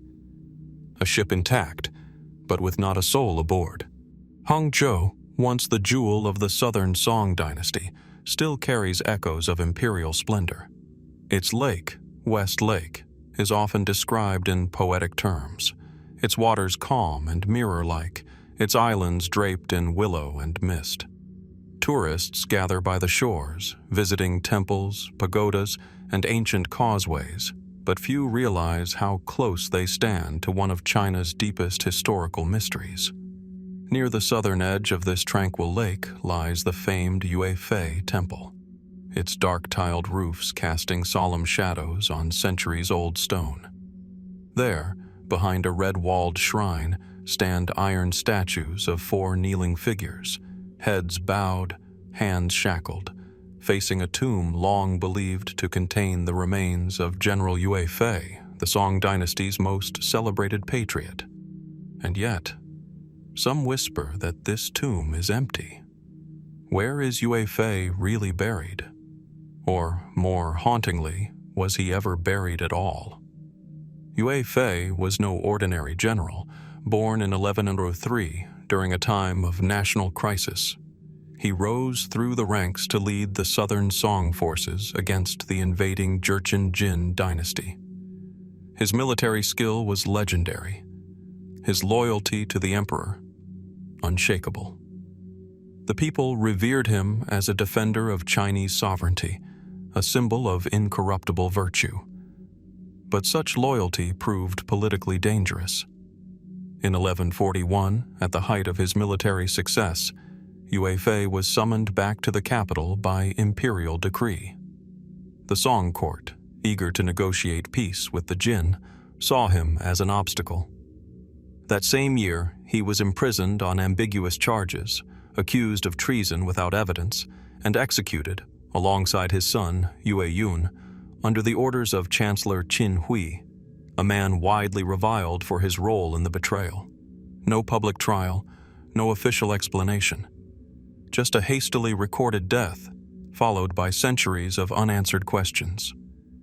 In the centuries that followed, Yue-Fei was posthumously exonerated. The people venerated him as a martyr. Shrines were built, poems were written, and eventually, the tomb at West Lake was established, said to contain his and his son's remains, finally honored after injustice. But is that what truly lies beneath the stone? Modern historians have long debated the authenticity of the burial site. While the temple dates back to the 12th century, it was rebuilt and restored multiple times over the dynastic eras. Fires, floods, and political purges erased much of the original architecture and records. The current tombs, marked by stately stone and surrounded by iron statues of Yue Fei's accusers, were reconstructed during the Ming dynasty, hundreds of years after his death. No official excavation has ever confirmed the presence of bones or burial relics beneath the tomb. Could the temple be symbolic, more cenotaph than crypt? Some Qing scholars pointed out that no contemporary song records ever clearly stated where Yue Fei was buried after his execution. Others argue that his body may have been discarded in secrecy, hidden to prevent veneration or rebellion. In Chinese tradition, denying a proper burial was a powerful act of dishonor. If so, who later retrieved the remains? Were they real, or simply claimed centuries later as part of political rehabilitation? Local legends in Henan province, where Yue Fei was born, tell of a secret tomb hidden in the mountains near his ancestral village. A few 20th century researchers followed these stories, uncovering an unmarked burial mound matching the era, but no remains, no artifacts, no confirmation. Other theories propose that monks loyal to Yue Fei spirited his remains away from the execution site under cover of night and buried him in a secluded monastery, perhaps one later destroyed in the chaos of Mongol invasions. There are even more speculative ideas, that his body was never recovered at all, that he was cremated quietly in the prison, that only ceremonial remains, an article of clothing, a sword, were entombed at West Lake, with the real body forever lost. The absence of firm evidence only deepens the mystery. Despite calls from some modern historians and archaeologists to investigate the tomb using ground-penetrating radar or limited excavation, the proposal has met resistance. Yue Fei is considered sacred. To disturb his resting place, even to confirm it, is viewed by many as disrespectful. So the silence remains unbroken. Today, visitors to the Yue Fei temple bow before the tomb, read the engraved eulogies, and place flowers at its base. The air is reverent. The pain of his betrayal still lingers in national memory. But few stop to ask, is the hero really here? If Yue Fei's body is not beneath the stone, where is it? Did those who once betrayed him succeed in erasing not only his life, but also his legacy, until the people, centuries later, rebuilt it from the ashes of collective sorrow? Or is there still a secret, held by the mountains of Henan or the hidden monasteries of Zhejiang waiting to be uncovered?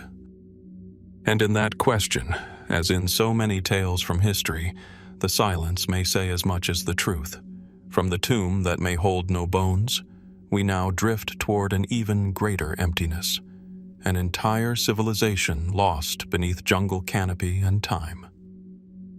The next mystery takes us into the rainforests of Southeast Asia, where stone faces gaze into eternity and forgotten kings rule from beneath the trees. In the low, damp forests of what is now eastern Belgium, the earth feels heavy. Moss covers the fallen limbs of ancient trees. Small streams cut through dark soil, winding silently through dense undergrowth. The light struggles to break through the thick canopy overhead. Here, more than 2,000 years ago, Roman legions marched, confident, disciplined, and unaware that they were walking into one of the most devastating ambushes of Julius Caesar's Gallic campaigns. This was the homeland of the Eburones, a Belgic tribe described as fierce, independent, and cunning. They left no written records, no standing monuments, no ruins of stone temples or imperial palaces. And yet, they would become immortalized in Roman history for a single act of rebellion, led by a man whose name would echo through the ages, Ambiorix. But after his legendary uprising, he simply disappeared. What happened to Ambiorix? And more curiously, what became of his people, the Eburones, who, according to Roman accounts, vanished from the face of the earth? Julius Caesar's Commentarii de Bello Gallico offers one of the only historical accounts of Ambiorix and his rebellion. In 54 BC, the Eburones, joined by their neighbors, the Nervii and other Belgic tribes, rose up against Roman occupation. They lured 2 Roman legions into a trap near the Meuse River, annihilating them almost entirely. The massacre stunned Rome. Caesar, infuriated, launched a ruthless campaign of retribution. But the terrain was not on his side. The Eburones melted into the forests and marshes, conducting guerrilla-style warfare. They struck supply lines, vanished into caves and woods, and avoided pitched battles. Ambiorix, charismatic and elusive, became a ghost in the trees. Caesar's frustration grows palpable in his writings. He speaks of scorched earth tactics, of destroying villages, seizing grain stores, cutting down groves sacred to the local tribes. And then, suddenly, the record stops. Caesar claims that he ordered the complete extermination of the Eburones, that the tribe was hunted down, scattered, starved. He invited rival tribes to plunder their lands, essentially erasing the Eburones from the political map of Gaul. But is that truly what happened? No physical evidence confirms the destruction of the Eburones on the scale Caesar describes. No mass graves have been found. No definitive archaeological layer indicating a cultural extinction. In fact, some later Roman records make scattered references to Belgic groups still active in the region generations later, some even bearing names curiously similar to Eburones. Could it be that Caesar exaggerated? That what he labeled extermination was instead displacement? A propaganda move to amplify his military reputation during a politically tense period in Rome? It's not unthinkable. Caesar's writings served both as military reports and political memoirs. His depiction of the Eburones as utterly destroyed may have been more about image than accuracy. And what of Ambiorix? According to Roman sources, he escaped the onslaught. After the fall of his tribe, Caesar tells us, Ambiorix fled into the forests and was never seen again.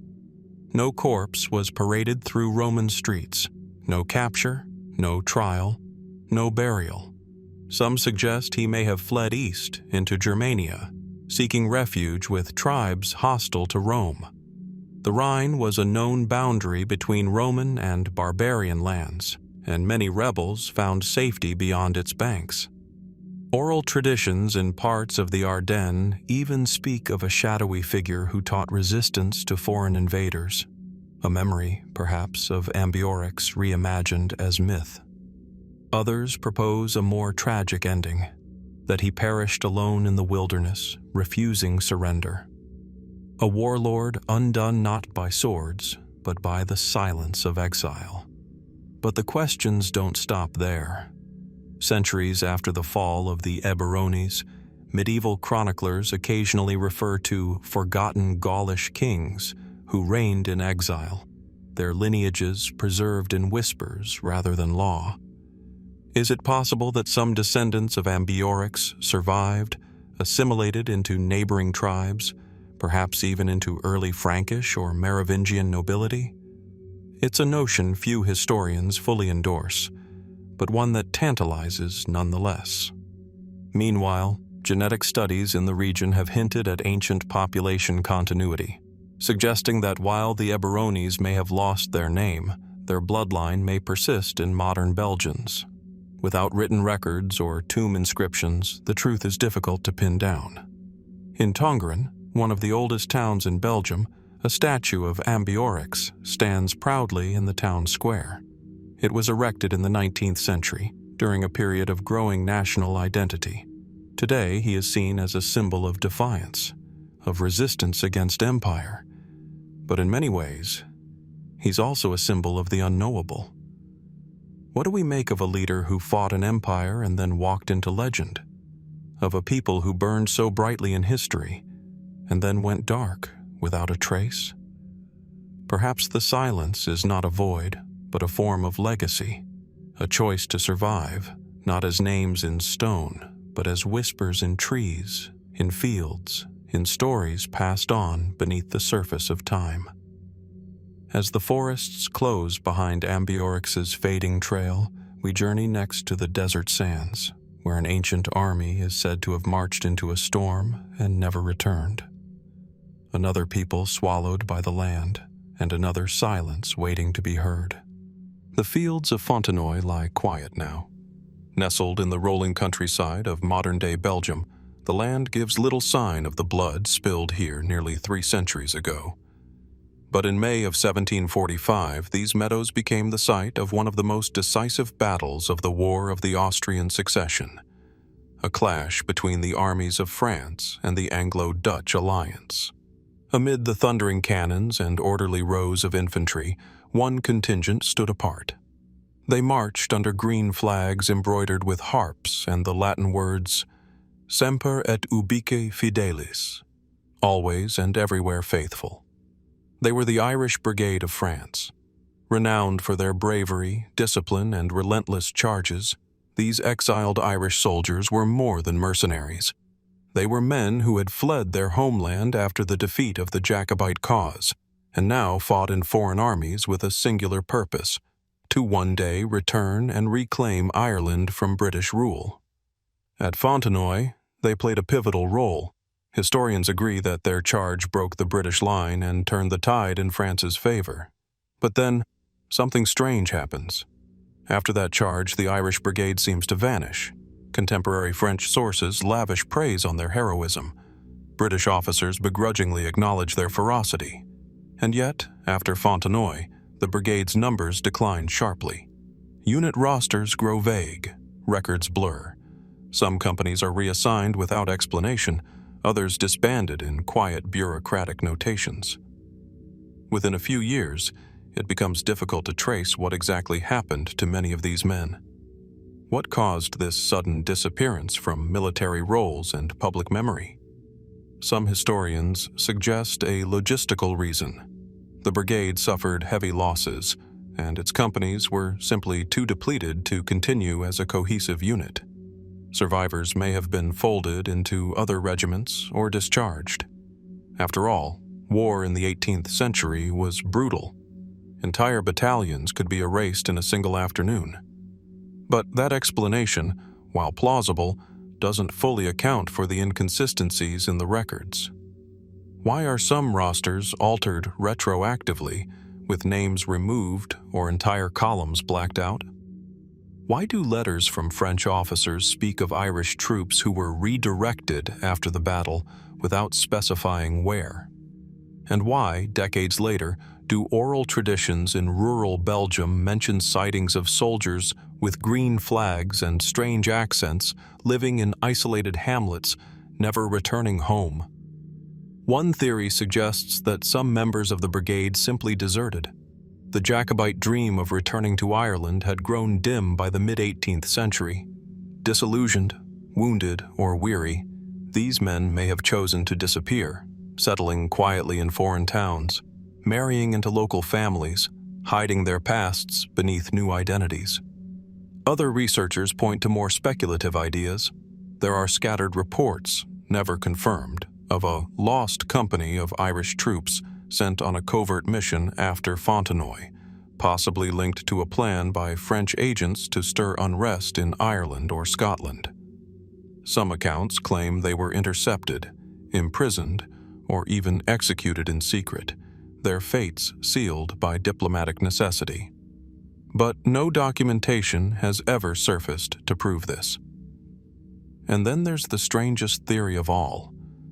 In 1892, a Belgian folklorist named Hendrik van der Steen collected rural legends around Tournai and Fontenoy.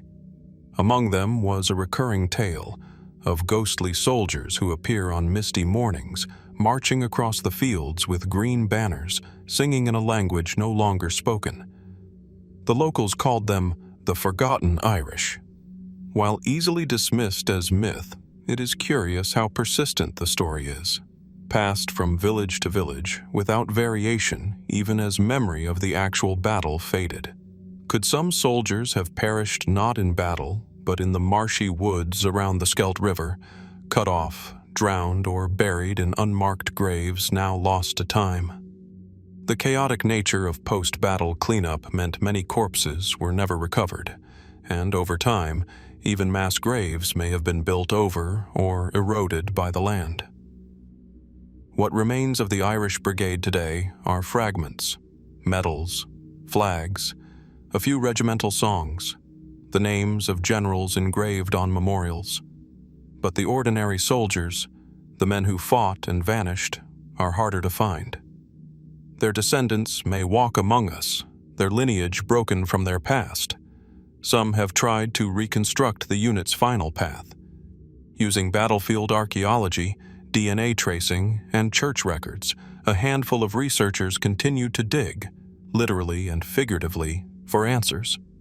But the clues are faint, the paper trail fragmented, the land itself silent. What truly happened to the Irish Brigade after their moment of glory at Fontenoy? Did they die as heroes, or live on in quiet anonymity, erased from the official record? And if we could follow the fading footprints through the grass and gunpowder, would we find a forgotten chapter of Irish identity buried far from home? Or would we discover, as so often in history, that not every mystery leaves enough behind to solve it? As the battlefield mists roll back into stillness, we turn now to another disappearance. One not of soldiers, but of scholars. Our next journey takes us into the deserts of North Africa, where a fabled library once promised to preserve the wisdom of the world, before vanishing almost entirely from history. Southwest Tennessee, near the Tennessee River, is quiet land, dense with trees, rolling hills, and the soft murmur of creeks winding through untouched forest. Along the historic Natchez Trace Parkway, a lonely marker stands at the edge of the trail. Stone and weathered metal recount the death of Meriwether Lewis, co-leader of the Lewis and Clark expedition, celebrated explorer, and then governor of the Upper Louisiana Territory. It was here, in a small rustic inn known as Grinder's Stand, that Lewis was found dead in the early hours of October 11th, 1809. 2 gunshots had ended his life, one to the head, another to the abdomen. The official cause, suicide. But almost immediately, questions began to surface. How could one of the most promising figures in American history die so violently, so far from home? And why does the story still not add up? Meriwether Lewis was not merely a national hero. He had led the Corps of Discovery through the uncharted American West, mapped rivers and mountains, forged relations with native tribes, and helped establish the young republic's presence across the continent. By 1809, he was en route to Washington, D.C., to resolve official matters tied to his role as territorial governor, documents, expenditures, and the promise of publishing the expedition journals that would shape America's understanding of its frontier. He never made it. Accounts from the innkeeper's wife, Priscilla Grinder, are the only eyewitness descriptions we have. She later told investigators that she heard gunfire during the night but did not enter Lewis's room. At sunrise, she found him badly wounded, suffering, pacing, bleeding. According to her, Lewis tried to finish the job, perhaps with a razor, but finally succumbed. Yet her story shifted in later versions. Details changed. Some reports claim she said nothing until questioned much later. No autopsy was conducted, and Lewis, aged just 35, was buried hastily nearby under a modest monument.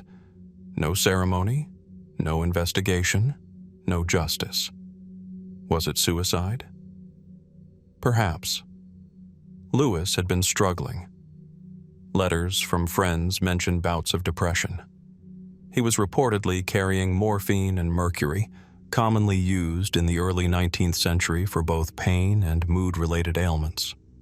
Financial stress and political tension weighed on him, as did growing friction with his superiors in the government. But those who knew him well, including his expedition co-leader, William Clark, expressed doubt. Clark refused to accept the suicide verdict. Lewis, he insisted, was on his way to clear his name, restore his reputation, and prepare for marriage. Why would he choose to end his life now? Even President Thomas Jefferson, once his mentor and sponsor, seemed unsure, calling the death melancholy but never decisively labeling it self-inflicted. And the physical wounds only deepen the mystery. Louis reportedly suffered a shot to the head and one to the abdomen. But how likely is it that a man could shoot himself twice and survive long enough to pace the room, cry out, and attempt further injury? Forensic experts, examining the reports centuries later, find the scenario troubling, especially given the type of flintlock pistol Louis likely carried, which was neither light nor easy to reload quickly. Some suggest that the shots came from someone else. Could it have been murder? There were rumors of theft. Louis was carrying valuable documents, perhaps even sensitive records from his time as governor. None were recovered. Others point to his servants, who were traveling with him and reportedly gave conflicting accounts. Did one of them act out of anger or greed? Still others propose a wider conspiracy. Louis had become entangled in political rivalries, accused of mismanagement, clashing with bureaucrats, and perhaps harboring secrets from the Western territories. Some historians speculate he might have uncovered matters worth silencing, though no concrete evidence supports that theory. And then there's the role of the innkeeper and his wife. Why didn't they intervene when they heard gunshots? Why didn't they seek help immediately? Why did their testimony change? Their silence, whether from fear or guilt, left the story vulnerable to rumor and doubt. In the decades that followed, Louis's death was quietly memorialized but never truly explained. Family members pushed for investigation, even exhumation, but were denied. In 1996, descendants filed a petition to reopen the grave and conduct modern forensic analysis. Despite early approval, the plan was halted by the National Park Service, citing concerns over preservation and historical integrity. And so the mystery remains undisturbed. Literally. Was it despair? Or was it something more deliberate, more concealed? Did Meriwether Lewis choose to end his journey in the stillness of the Tennessee wilderness? Or was he silenced before he could finish telling his story? In the heart of the American frontier, beneath the soft rustle of oak and pine, the question lingers, etched into the stone, whispered along the Natchez Trace, and unanswered after more than 200 years. As Louis's shadow fades into the forest trail, our next journey takes us to a more ancient path, one carved not by explorers, but by prophets. In a desert valley lost to time, the final riddle awaits us, a vanished city that appears in scripture, but nowhere in the sand. The island of Elba basks in Mediterranean light, its olive groves and red-roofed villas resting against rugged hills and sapphire coasts. It is tranquil now, serene and sunlit, a picturesque destination for tourists seeking quiet respite. But in the spring of 1815, it held a far different significance. For 300 days, it was a gilded prison for a man who once ruled much of Europe, Napoleon Bonaparte. After his abdication in April 1814, Napoleon was exiled here, granted sovereignty over the island as a consolation. Though dethroned, he retained a title, Emperor of Elba, and a modest military guard. From his palatial villa in Portoferraio, he watched the seas, perhaps dreaming of glory or revenge. Then, on the night of February 26, 1815, he vanished. With just 1,100 men, Napoleon set sail aboard a small brig, L'Inconstant, evading British surveillance and slipping past coastal defenses. Within weeks, he was back on French soil. By the time Europe's monarchs reacted, it was too late. The 100 days had begun. But this much is clear. His escape should not have been possible. British warships had been stationed in the region. A network of spies and loyalists monitored the island. the Allied powers believed Napoleon was contained, and yet, somehow, the most closely watched man in Europe walked out of exile without a single musket fired in protest. Was it incompetence, or was it something more calculated? Accounts of the escape vary. Some claim the British naval presence had been reduced or rotated away at the time, an unfortunate coincidence. Others argue that local informants failed to alert the garrison or were bribed, but the details are slippery. A number of letters and personal journals from French officials on Elba suggest that preparations for departure were underway for weeks, if not months. Supplies were stockpiled, loyal troops repositioned.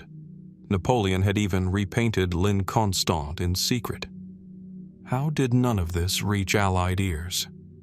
Then there are the movements of the British ships themselves. The HMS Partridge, under the command of Captain Thomas Usher, was assigned to monitor Elba, but on the critical night she was absent. According to reports, Usher had sailed to Livorno for supplies, believing Napoleon posed no threat.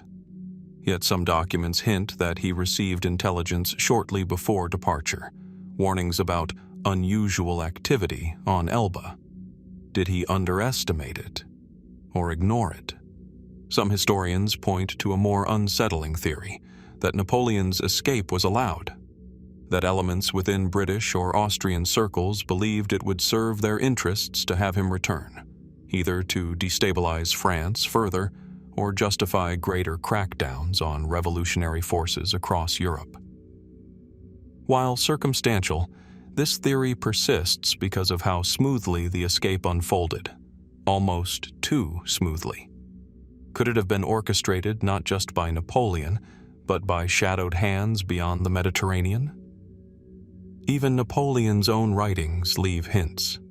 In his dictated memoirs from St. Helena, he mentions forces beyond my own will that seemed to clear the way. Was he referring to divine providence, political strategy, or something more clandestine? Meanwhile, on Elba, confusion reigned. Records from the time suggest that many locals didn't realize Napoleon was gone until hours after his departure. Some claim to have seen his troops marching with supplies in broad daylight.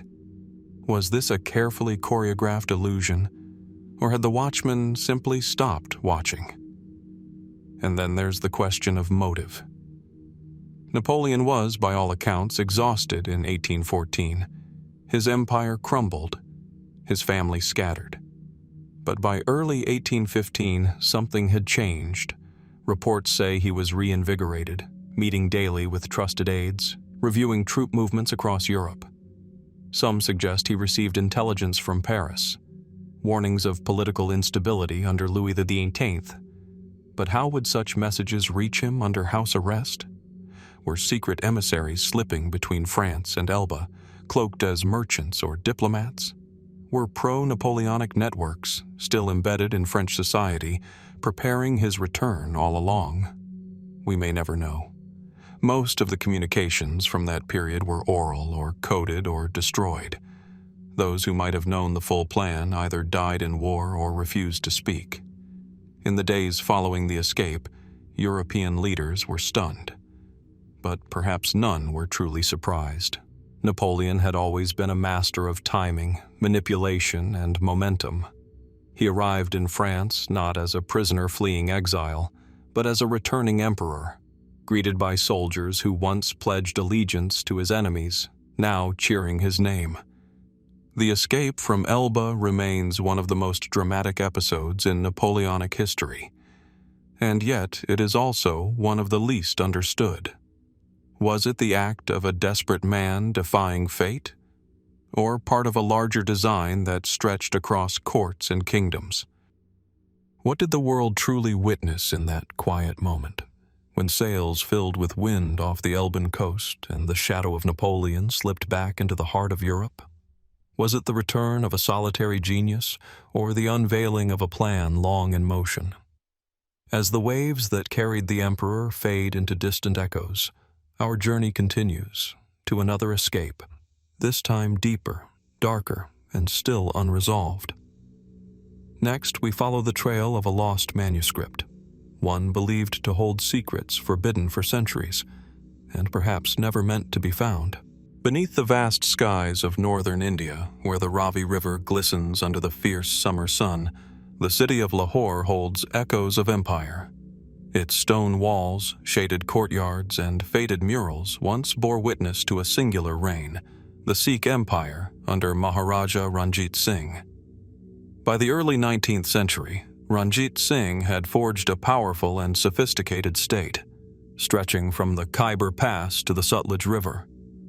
His was not a scattered dominion of feudal warlords, but a centralized, modernized empire, upheld by a formidable military machine, an army forged from a blend of European tactics and indigenous strength.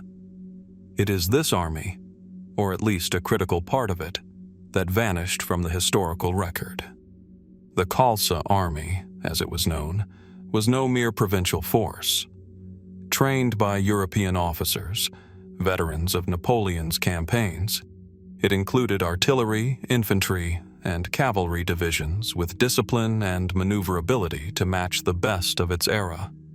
Its elite corps was said to be fiercely loyal to the Maharaja, personally selected and lavishly equipped. And yet, after Ranjit Singh's death in 1839, this army, specifically several battalions of his elite guard, began to disappear from records. What happened to them? The official histories focus on the chaos that followed his passing. With no clear heir, the Sikh Empire fell into a period of violent succession struggles. Assassinations, palace coups, and the erosion of authority gave the British East India Company its opening. 2 bloody Anglo-Sikh wars followed, leading to annexation in 1849. During this period, many of Ranjit Singh's once proud regiments disbanded, were defeated, or absorbed into the British colonial army. Some surrendered, others joined local uprisings. But among these shifting loyalties and battlefield losses, several units, entire companies by some accounts, simply vanish from the historical narrative. Military logs become vague. Muster rolls are incomplete. Letters from British officers mention phantom battalions said to have marched south, never seen again. One common thread appears in unofficial correspondence: rumors of a hidden retreat. Some accounts speak of a large force composed of loyalists to the late Maharaja, who rejected the empire's collapse and vowed not to serve under colonial rule. Rather than disband, they are said to have marched east or south into the deserts of Rajasthan or the jungles of Madhya Pradesh, disappearing into the landscape with their weapons, banners, and honor intact. Local oral traditions, preserved in villages far from Punjab, seem to support this. In certain tribal regions of central India, stories persist of foreign soldiers speaking Punjabi, adorned in turbans, and bearing strange weapons, who settled generations ago, married locals, and left behind an enduring martial culture. Some of these communities claim descent from the lost Sikhs of the north. But could these be anything more than legend? Archaeological surveys have unearthed fragments, brass cartridges, belt buckles, weapon parts consistent with Khalsa military design, but often found far outside traditional Sikh strongholds. No single site has yielded enough to confirm a hidden encampment or mass migration, but the traces are tantalizing. And then there is the enigma of the Koh-i-Noor diamond. Following annexation, the legendary diamond, once part of Ranjit Singh's treasury, was taken by the British and eventually placed in Queen Victoria's crown. Some accounts suggest that a secret group of the Maharaja's guards vowed to recover it, carrying out clandestine efforts long after the empire's fall. While this may sound like folklore, British intelligence reports from the 1850s and 60s do reference intercepted letters hinting at a continued resistance under oath. Could this secretive effort be linked to the vanished battalions? Another theory, less romantic but no less intriguing, centers on logistics. Historians note that the Sikh army maintained a series of mobile arsenals and treasury convoys in the years preceding Ranjit Singh's death, military wealth, in gold and arms, designed to keep the empire's forces supplied during crises. Some of these convoys were never accounted for. Could the missing units have simply gone underground, guarding what remained of the empire's war chest? In 1892, a British officer touring what is now Chhattisgarh wrote of encountering a forest village where the men drilled with long-discontinued musket styles and sang chants in a northern tongue foreign to the region. His report, archived and forgotten for over a century, was rediscovered only recently, adding a strange new layer to the puzzle. Of course, not all historians accept these interpretations. Many argue that poor record-keeping, the chaos of war, and post-colonial distortions have created the illusion of disappearance where there was only disintegration. They see the lost army not as a ghost force, but as a casualty of imperial collapse. No mystery, just the messy erosion of a kingdom in turmoil. And yet, the gaps remain. The inconsistencies, the artifacts found hundreds of miles from expected paths, the local legends that refuse to fade, the eerie precision with which some descendants recount military traditions they should not, by any official history, remember. What really became of those soldiers who marched away from Lahore never to return? Did they perish quietly in unknown skirmishes? Or did they choose a different fate? One of silence, exile, and guarded legacy. In the sunburnt hills of India, under the shadows of banyan trees and crumbling forts, the story waits, unwritten, unburied, and still echoing in the dust.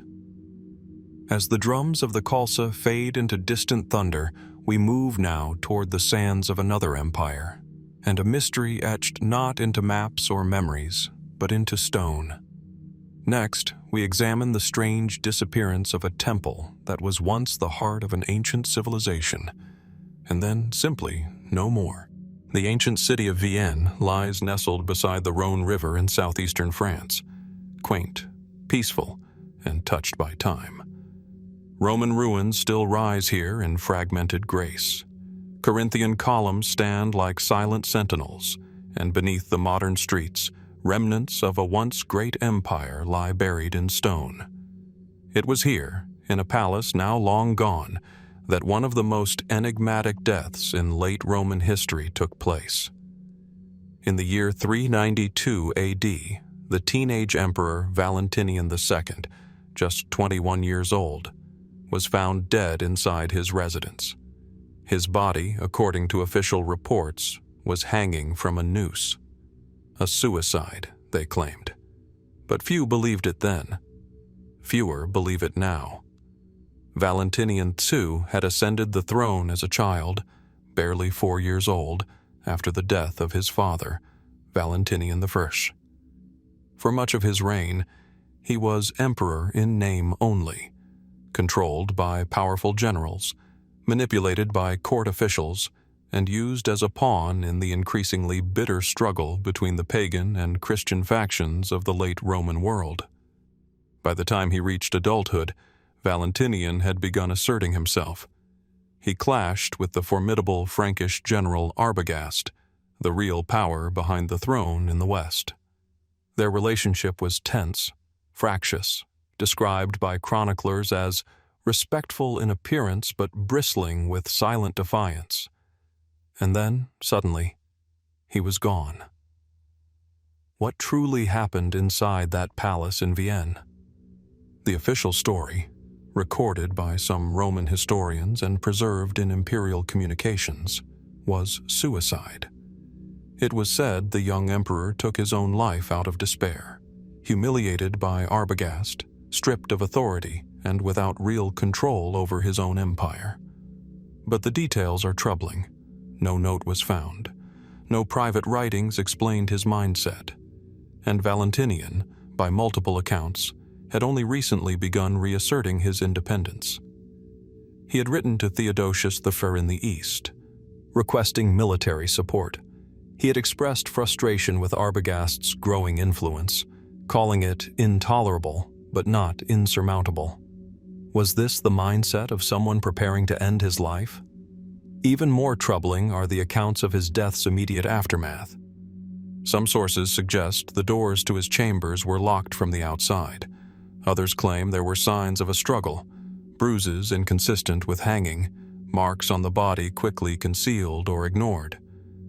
The imperial court in Vienne moved swiftly to cremate his remains and issue statements affirming the natural grief of his passing.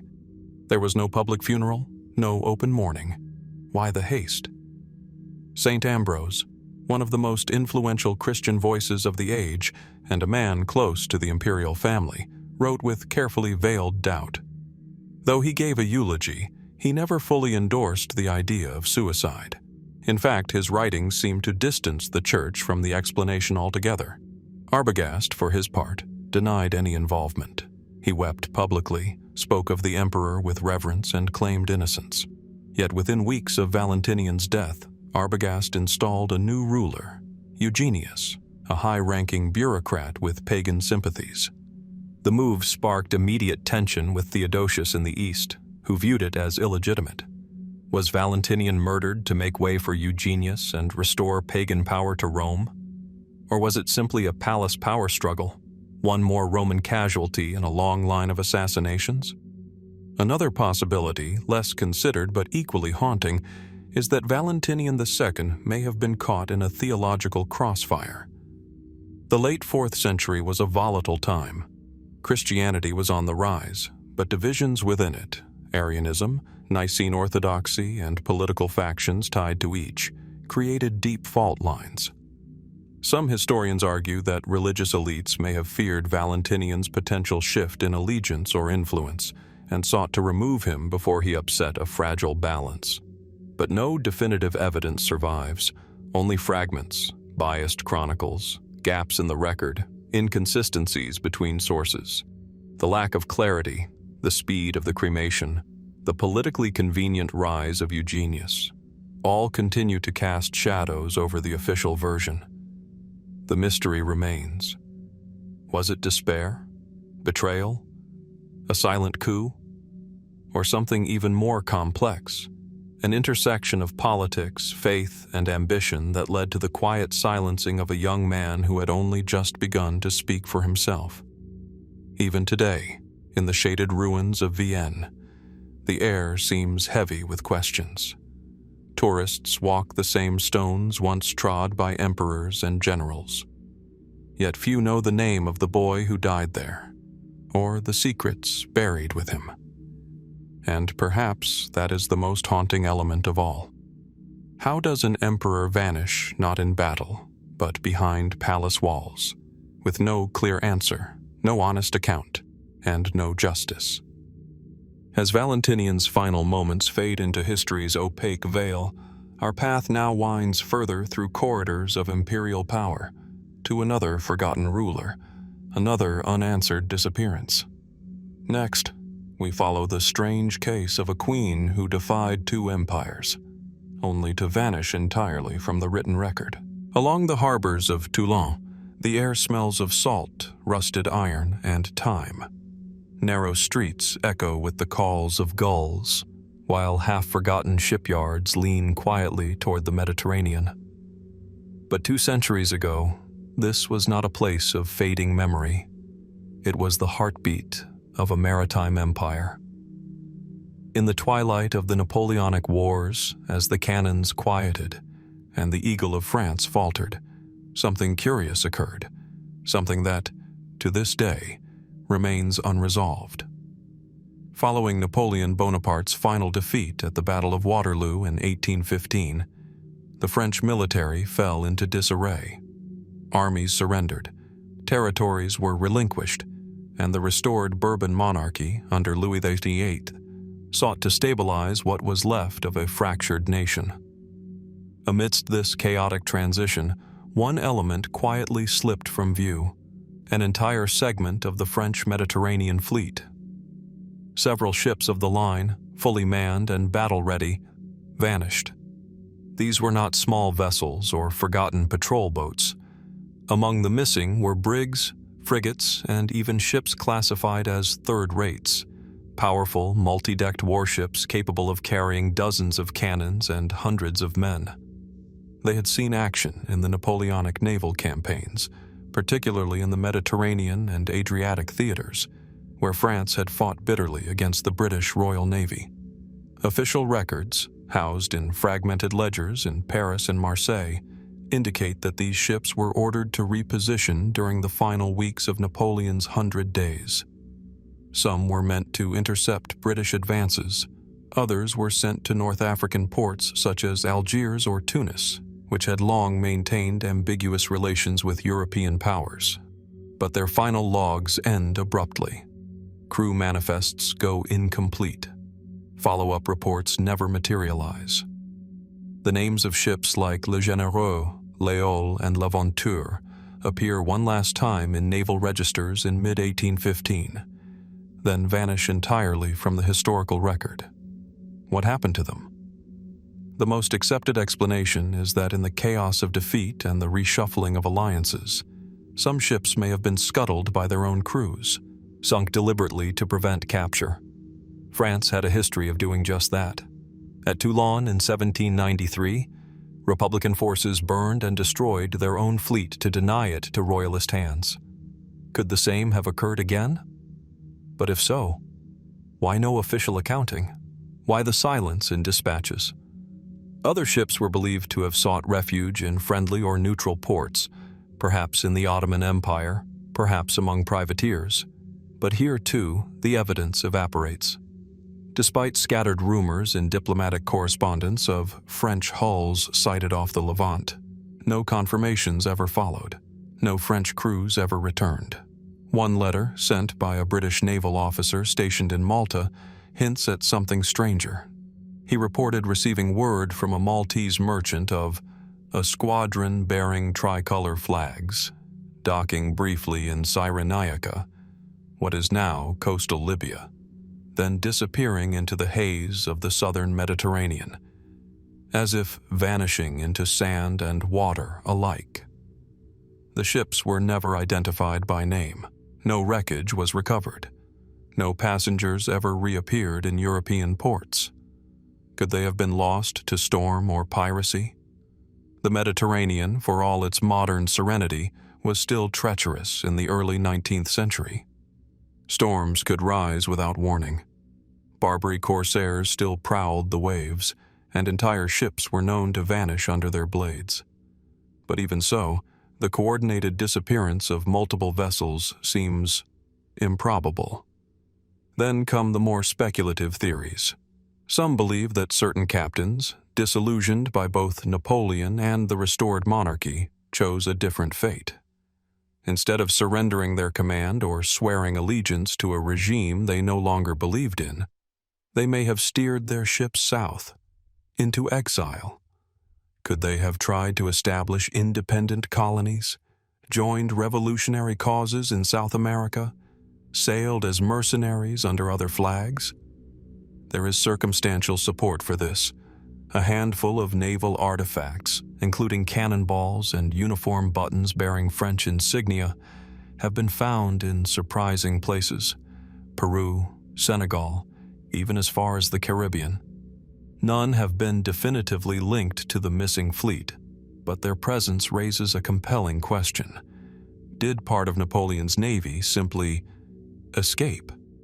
A particularly romantic theory, favored by novelists and whispered by history enthusiasts, suggests that these sailors saw themselves as keepers of the lost Napoleonic legacy, that they carried treasure, documents, or even political secrets aboard those ships, perhaps fleeing to guard something or someone. But here, too, we drift into myth more than evidence. Today, the mystery remains unresolved. The ships are not listed among known wrecks. No mass graves or abandoned hulls have been found. The French Navy's own archives note their disappearance, but offer no official explanation. It is as though a chapter of history was quietly torn from the page, and the sea swallowed the rest. And yet, the question lingers. In a time when great empires shifted overnight, when loyalties fractured and ambitions dissolved into exile, was it so impossible that a few captains, unwilling to bow, simply chose to vanish? Where did they go? What did they carry? And why, 200 years later, do the waves still hold their silence? As the Mediterranean swells reclaim their secrets, we continue forward, deeper into the hidden corridors of history. Ahead lies a forgotten stronghold and a king whose name vanished from every chronicle, except one.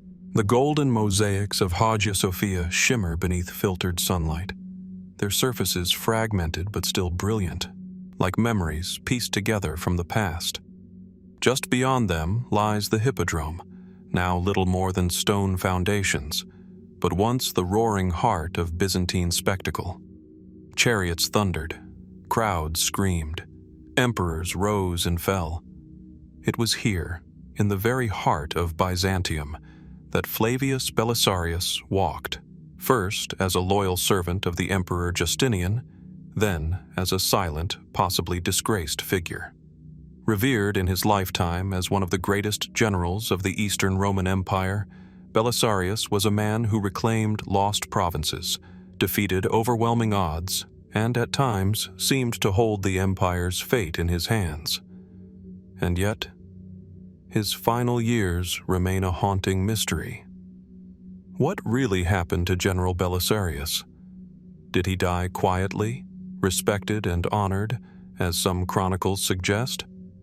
Or was he cast aside, blinded, humiliated, and left to beg for alms in the streets of the very city he helped defend? The truth, as with many stories from the twilight of empire, is layered in contradiction. Belisarius was born around 500 AD in the region of Thrace and rose swiftly through the ranks under Emperor Justinian I. In an age when the Western Roman Empire had already collapsed into fragments, Belisarius reconquered parts of North Africa from the Vandals, crushed the Ostrogoths in Italy, and suppressed the Nika riots, one of the most violent civil disturbances in Byzantine history. His military skill was matched by a rare loyalty. Despite his victories, he never turned his sword against the emperor. He refused the crown when it was offered to him by rebels. He accepted demotion without rebellion. Time and again, he chose fidelity over ambition. Yet, for all his service, Belisarius was dismissed from command more than once. He fell in and out of favor, accused of corruption, removed from campaigns he had begun to win. The reasons remain elusive. Was Justinian jealous of his fame? Or did Belisarius simply become inconvenient in a court teeming with intrigue? One of the most enduring legends claims that in his later years, Belisarius was accused of treason and imprisoned.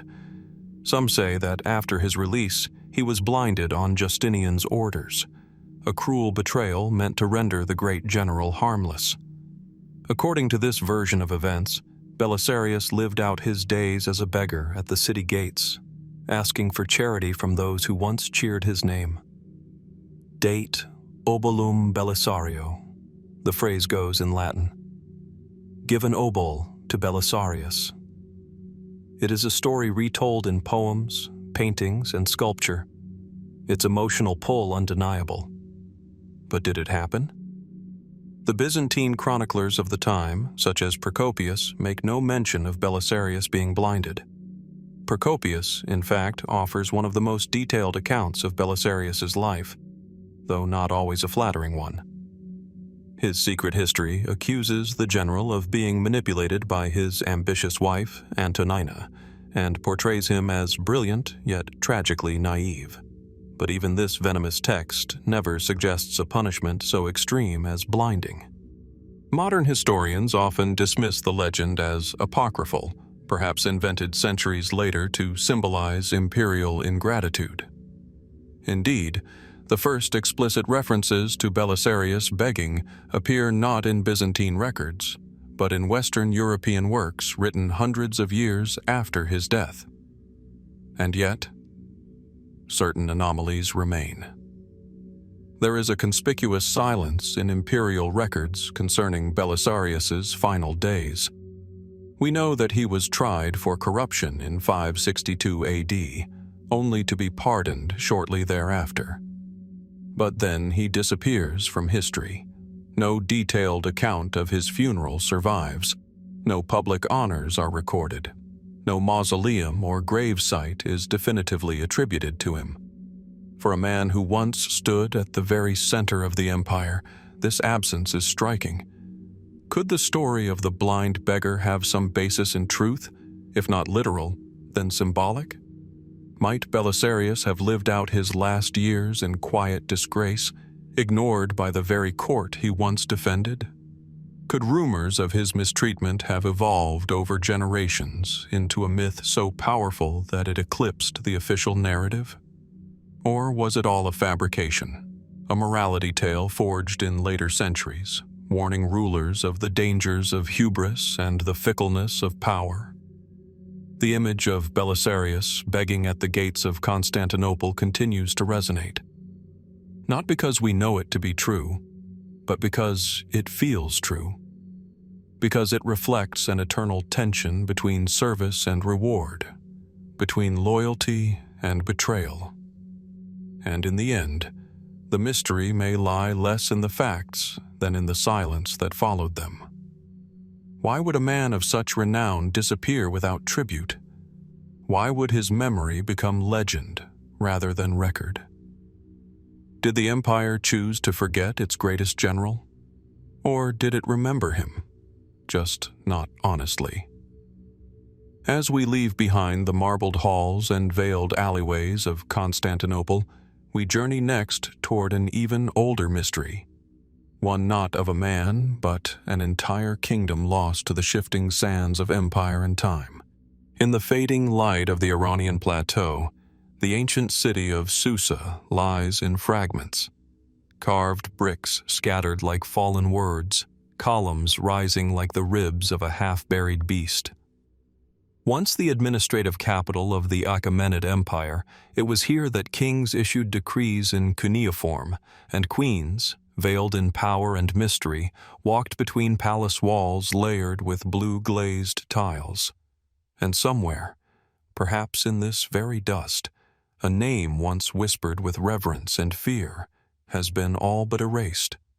Parysatis II, a royal figure whose story blurs the line between myth and history.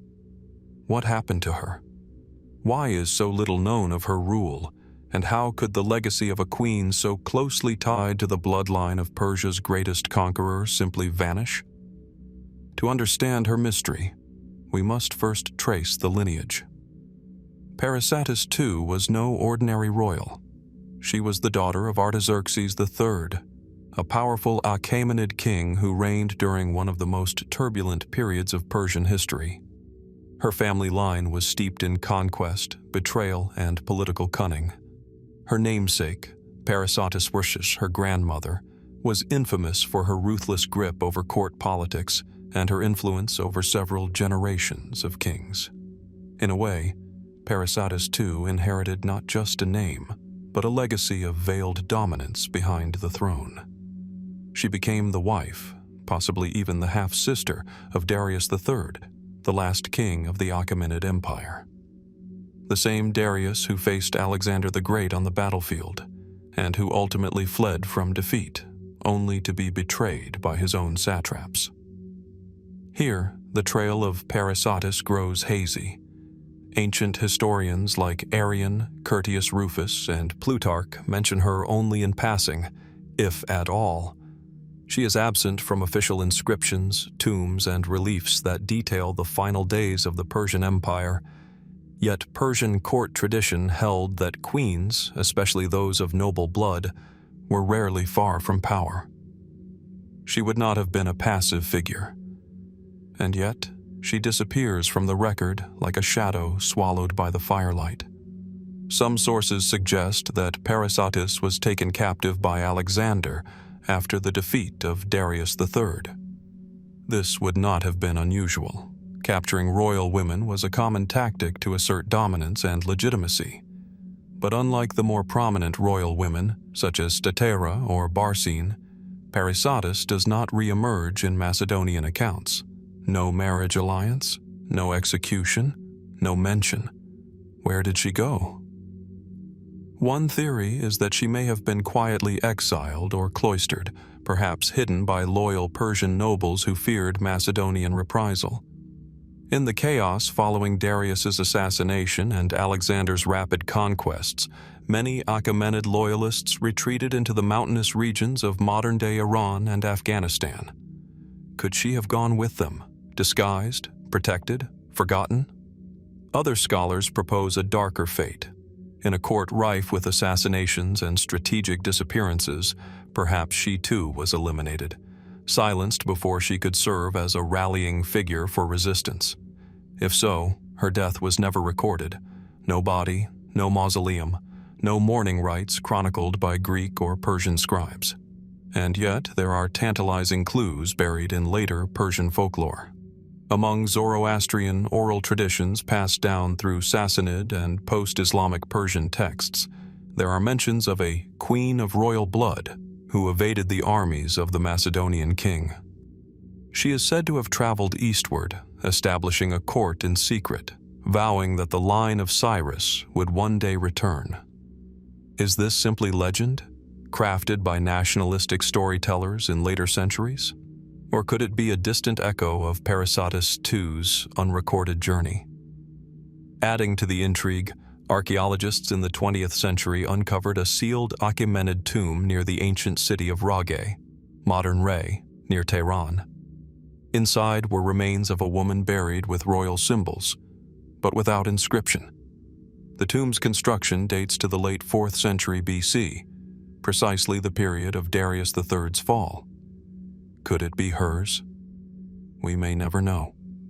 Even her name, Parysatis, seems to have become taboo in the aftermath of Alexander's conquest. Greek historians who wrote extensively on other royal women remain oddly silent about her. Was this omission intentional, a political erasure designed to diminish a potential symbol of Persian resilience? Or did she choose obscurity, vanishing by design into the tapestry of a dying empire? Today, only fragments of her story survive. A name, a title, a bloodline. But the mystery remains. In an age when queens shaped dynasties behind the veil, where power was as much a whisper as a decree, what does it mean for one to vanish completely? Was Parysatis too erased by her enemies? Hidden by her allies? Or did she walk away from the throne willingly, choosing silence over spectacle? Somewhere, perhaps beneath the sands of Persia or the forgotten pages of history, the answer still waits. As the twilight of the Achaemenids fades, we follow the mystery into a different empire, one that rose from conquest, vanished in legend, and may yet hold secrets beneath centuries of dust. In the quiet, outer precincts of the Saint Denis Basilica, just north of modern-day Paris, lie the bones of centuries of French monarchs. Stone sarcophagi rest in solemn ranks beneath Gothic arches.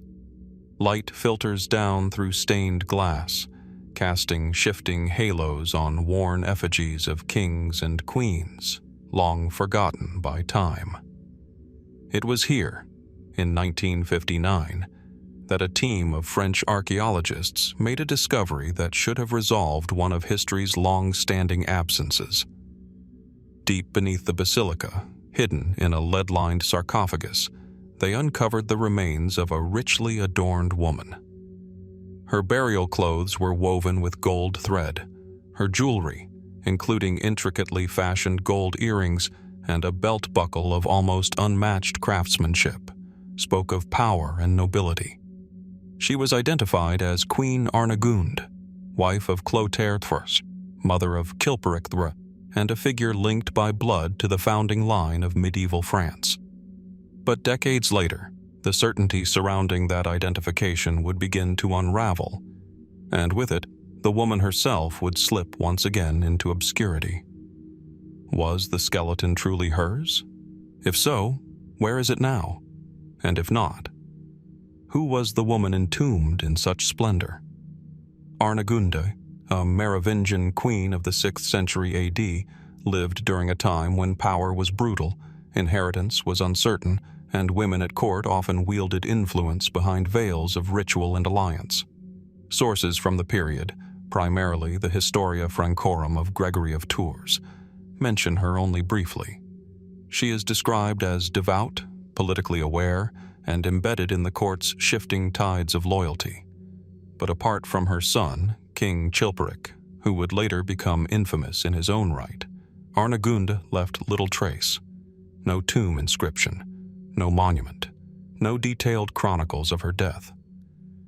That made the 1959 discovery so compelling. Radiocarbon dating placed the burial to the mid-6th century.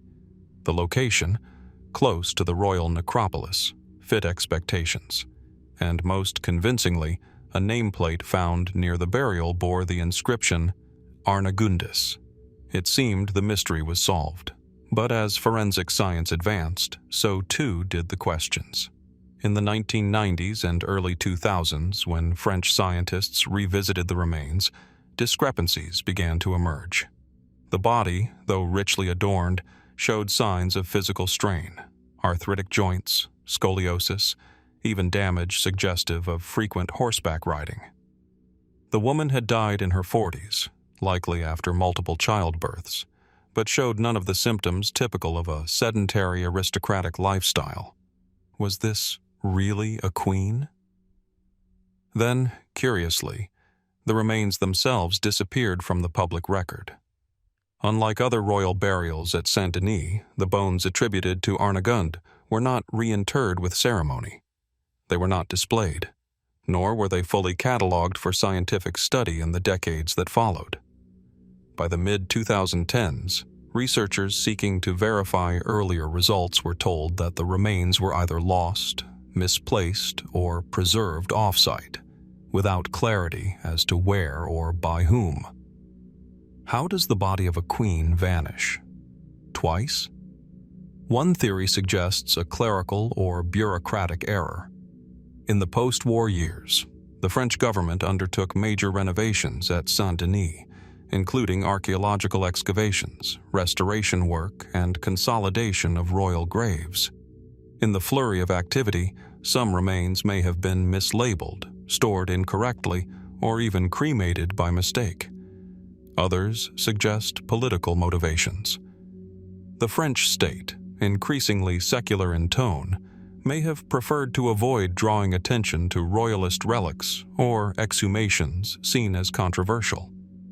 The Merovingians, after all, are a dynastic symbol deeply tied to the idea of divine monarchy, something increasingly out of step with modern republican ideals. And then there are the fringe voices. Some speculate that the skeleton wasn't Arnegunde at all, but that of a powerful Frankish noblewoman, perhaps a consort, regent, or even rival queen, whose burial had been mistakenly attributed. If so, the real Arnegunde may still lie somewhere beneath Saint-Denis, lost among the unmarked crypts, her name buried under centuries of misidentification. Others point to a darker idea, that the body, or parts of it, were quietly removed for private study, or even sale.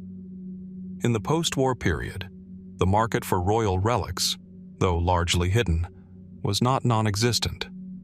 Could someone have spirited away the queen for reasons unknown? As it stands today, the burial artifacts, her belt buckle, earrings, brooches, are still held by the Musée Carnavalet and the National Archaeological Museum at Saint-Germain-en-Laye. They are labeled from the tomb attributed to Queen Arnegunde, but the attribution now carries a question mark. And the bones? No museum, university, or government registry claims to hold them. Their location remains uncertain. It is a curious echo of Arnegunde's life itself, visible only at the edges of power, her voice heard through others, her body present only when history decides to remember her. So what, then, is the truth? Was the queen misidentified from the beginning? Are her bones resting in an anonymous crate in some Parisian archive, mistaken for the remains of a lesser noble? Or did she vanish again for a reason? Her presence too inconvenient, too unverified, too unknown? Somewhere, behind the cathedral walls or deep within a private collection, do the remains of Queen Arnegunde still exist, waiting to be remembered? Or perhaps, like so many women of early medieval power, she chose invisibility as her final legacy. As the shadows of Saint Denis lengthen, we turn now to a kingdom far from Europe, one built in stone, shrouded by jungle, and still whispering secrets of rulers erased from time. Beneath the relentless sun of Upper Egypt, the ruins of Sebennytos lie scattered and half-buried along the banks of the Nile. Crumbled limestone blocks, engraved with fading hieroglyphs, peek out from under the silt, whispering of a time when the gods still walked with kings. Here, among these fragments, once rose the temples of Nectanebo II, the last Egyptian-born pharaoh to rule the two lands. He was the final breath of a dynasty that stretched back over 3,000 years, the last ruler of a lineage that began with Narmer and stretched through the golden reigns of Thutmose, Akhenaten, Ramses, and Cleopatra's distant ancestors. But unlike many of his predecessors, Nectanebo's end is shrouded not in monument or inscription, but in silence. No confirmed tomb, no funeral texts, no sarcophagus bearing his name. Just a question, suspended in time. What became of Egypt's last true pharaoh? Nectanebo II rose to power in 360 BC during a moment of political turbulence. Persia, then under the rule of Artaxerxes III, was encroaching steadily upon Egypt's borders. Nectanebo came to the throne not through hereditary succession, but by force, overthrowing a rival claimant and consolidating rule in a time when Egypt was fractured and threatened. Yet, for over a decade, he proved a capable leader. A skilled general and devout follower of the gods, he initiated temple restorations across the land, from Memphis to Philae, trying to reinforce a sense of divine legitimacy as Persia loomed larger on the horizon. But in 343 BC, the tides turned. Artaxerxes launched a full-scale invasion, and the Persians advanced with overwhelming force. After a valiant resistance, the Egyptian lines collapsed. The once mighty Nile kingdoms fell, and Nectanebo, ruler of the last independent Egyptian dynasty, fled south. This is where the story begins to fray. Classical sources, particularly the Greek historian Diodorus Siculus, tell us that Nectanebo escaped to Nubia. There, it said, he found refuge in the court of local rulers, perhaps even maintaining a small retinue and continuing to style himself pharaoh in exile. But these accounts are second-hand, and they stop short of describing his death, his burial, or even the exact region of his retreat. Archaeological evidence offers no clearer answer. No confirmed monument, tomb, or funerary statue bearing Nectanebo's name has been discovered in Nubia, nor has one been found in Egypt itself, despite decades of excavation in key royal sites. How could a ruler of such importance simply vanish? Some historians suggest that, like other deposed monarchs, Nectanebo may have been deliberately erased from history by his conquerors. The Persians, after all, sought not only to dominate Egypt politically, but spiritually. Removing signs of the previous regime was a common practice, an attempt to sever the connection between king and divinity. But other theories delve deeper.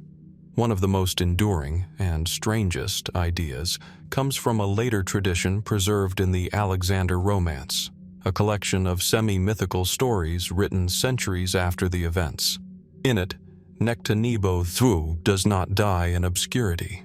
Instead, he journeys to Macedonia, disguises himself as a magician, and fathers a child with a queen, who would grow up to become Alexander the Great.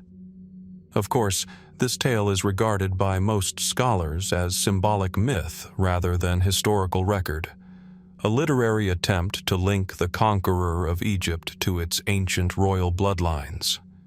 But it's not entirely without precedent. Nectanebo was known for his connection to the priesthood and may have been associated with magical rites. The fusion of pharaoh and magician in folklore may have had deeper cultural roots than we realize. Still, even if we dismiss such stories as legend, the physical absence of his remains remains unexplained. Could his tomb still lie hidden in the deserts of Nubia? Or in the more remote necropolises of Upper Egypt? Some point to untouched areas near ancient Thebes or along the Nile near Aswan, where Nubian and Egyptian influence overlapped and where a king in exile might have found shelter. In recent years, ground-penetrating radar and satellite imaging have revealed previously unknown structures beneath layers of sand in southern Egypt. Some are tombs, others foundations of lost temples, but none so far have yielded evidence of Nectanebo himself. It's worth noting that other pharaohs' final resting places have eluded discovery for centuries. The tombs of Imhotep, Cleopatra, and Alexander the Great remain unconfirmed. Egypt, for all its openness, still holds its secrets beneath dust and stone. And perhaps, in the end, that is fitting. For Nectanebo did not merely mark the fall of a reign. His disappearance signaled the closing of a chapter in human history, the final breath of the native Egyptian monarchy before it was folded into the Persian, and later, the Hellenistic world. But his mystery endures. Was he buried in silence in a humble grave far from his temples? Was he assassinated in exile, his remains scattered and forgotten? Or is he still waiting beneath the sand, intact, guarded by curses and obscurity? The Nile has seen countless empires rise and fall, its waters carrying the memory of kings and gods alike. Yet somewhere beyond its reach, maybe in the cliffs, maybe in a tomb not yet breached, the last pharaoh may still sleep. And when his story is finally unearthed, what might it reveal? Not only about his fate, but about the resilience of a civilization that, even in silence, refuses to be forgotten.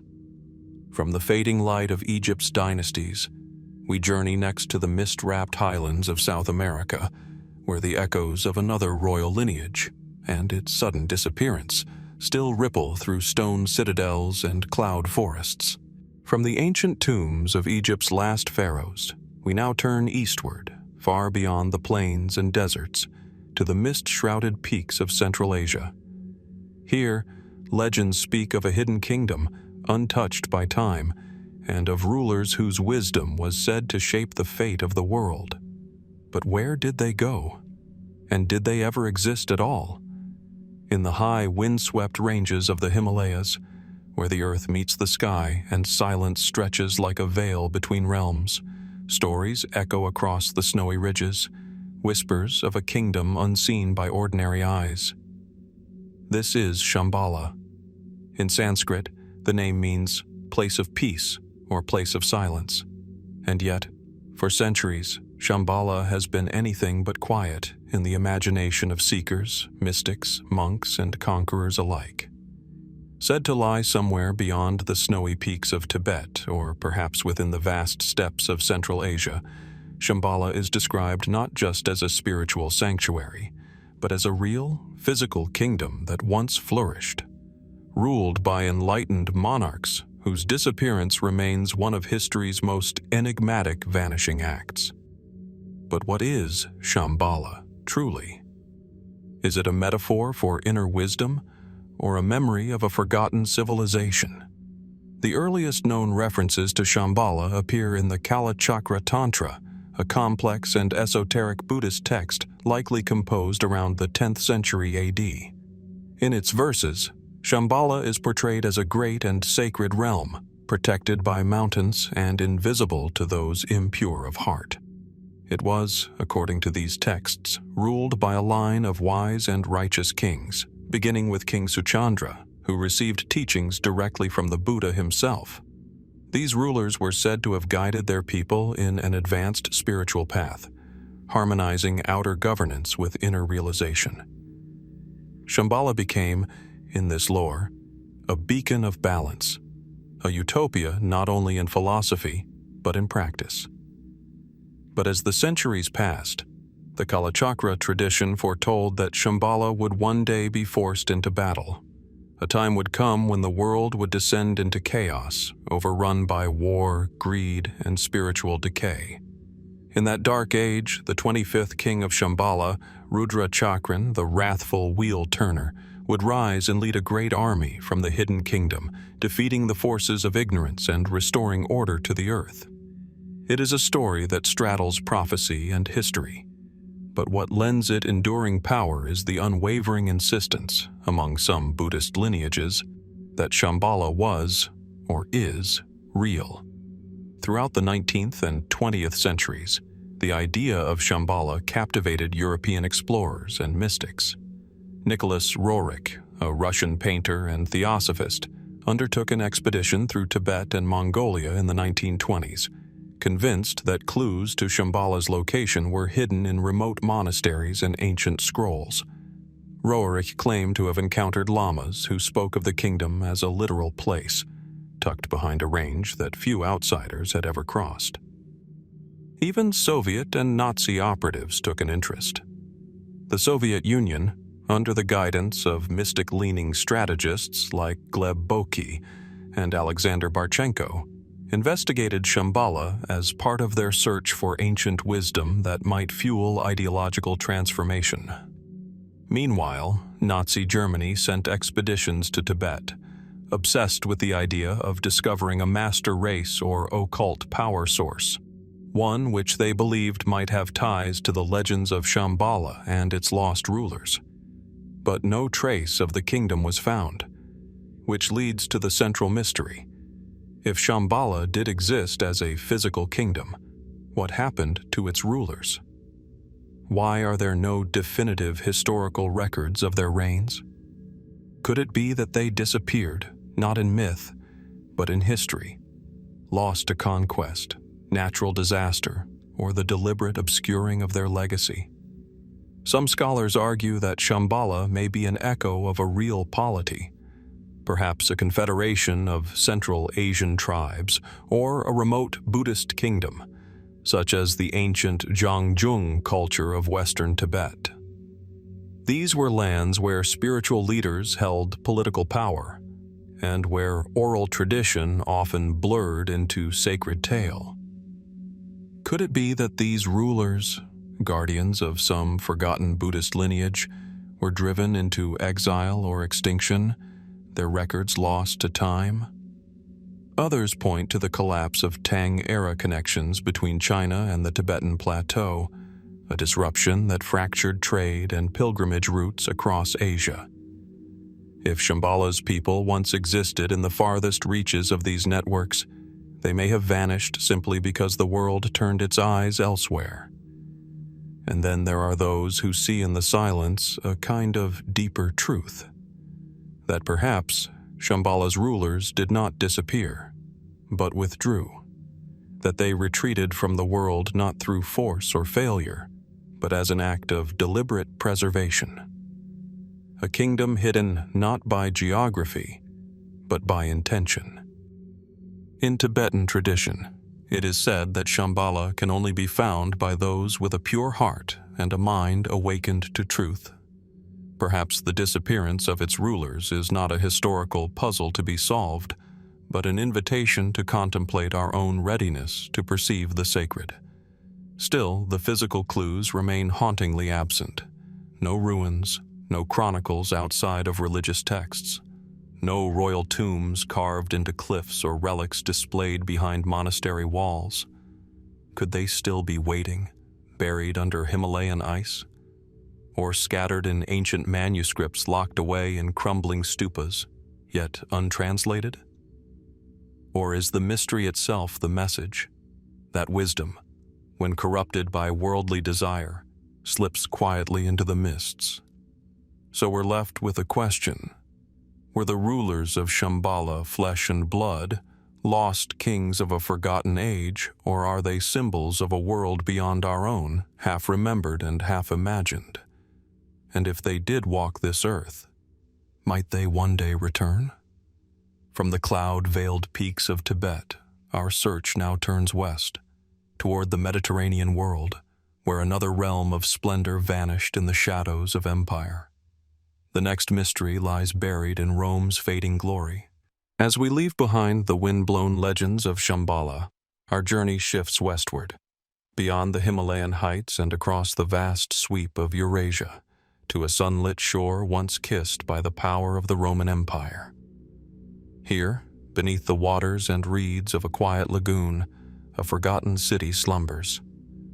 A city that may have been the birthplace of one of the world's most celebrated destinations. The air over the northern Venetian lagoon is thick with salt and history. Reed beds sway gently in the breeze, and waterfowl drift across narrow channels that crisscross the marshy terrain. From above, the land appears as a delicate mosaic, patches of green and silver light interlacing with the endless blue of shallow water. And yet, few visitors realize that beneath this serene landscape lies the ghost of a Roman metropolis, Altinum. Altinum was once a thriving Roman city, strategically perched between the Adriatic Sea and the Alpine foothills. Located near modern-day Venice, it was a bustling hub of trade, wealth, and culture during the height of the empire. But today, there are no columns or triumphal arches to mark its grandeur, no marble ruins or bustling forums. Its memory had nearly been erased, not by conquest or fire, but by water and silence.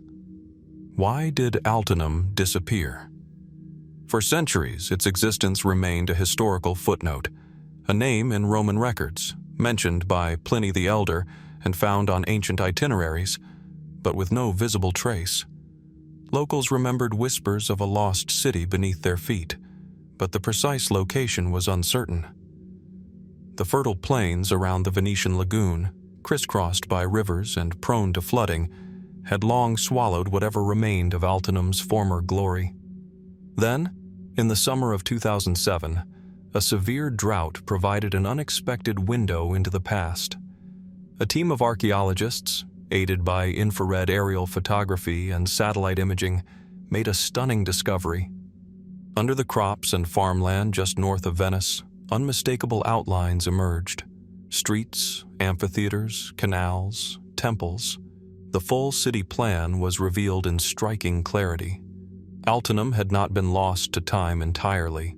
It had simply been buried, hidden under layers of soil, sediment, and centuries of forgetfulness. What they found was remarkable. Unlike many Roman cities built on high ground or solid rock, Altinum was constructed on stilts, its infrastructure carefully adapted to the marshy, flood-prone environment. It had a theater that could seat thousands, sprawling villas with sophisticated drainage, and a road network that connected it to the heart of the empire. It was, in many ways, the template for what Venice would later become. But how did a city of such importance vanish so completely? One theory points to environmental decline. Rising water levels in the lagoon, coupled with the silting of nearby rivers, gradually made life in Altinum untenable. Flooding increased. Mosquito-borne illnesses may have spread. Trade routes shifted. Over time, residents began to migrate, taking their stones, their statues, even their columns with them. Many believe these materials were reused to build the early settlements that would eventually evolve into Venice itself. Another possibility is political instability. As the Western Roman Empire crumbled in the 5th century AD, cities along the frontier, especially those vulnerable to barbarian invasions, were often abandoned or repurposed. Did Altinum fall victim to this wave of insecurity? Was it gradually emptied, its inhabitants seeking safety among the islands of the lagoon?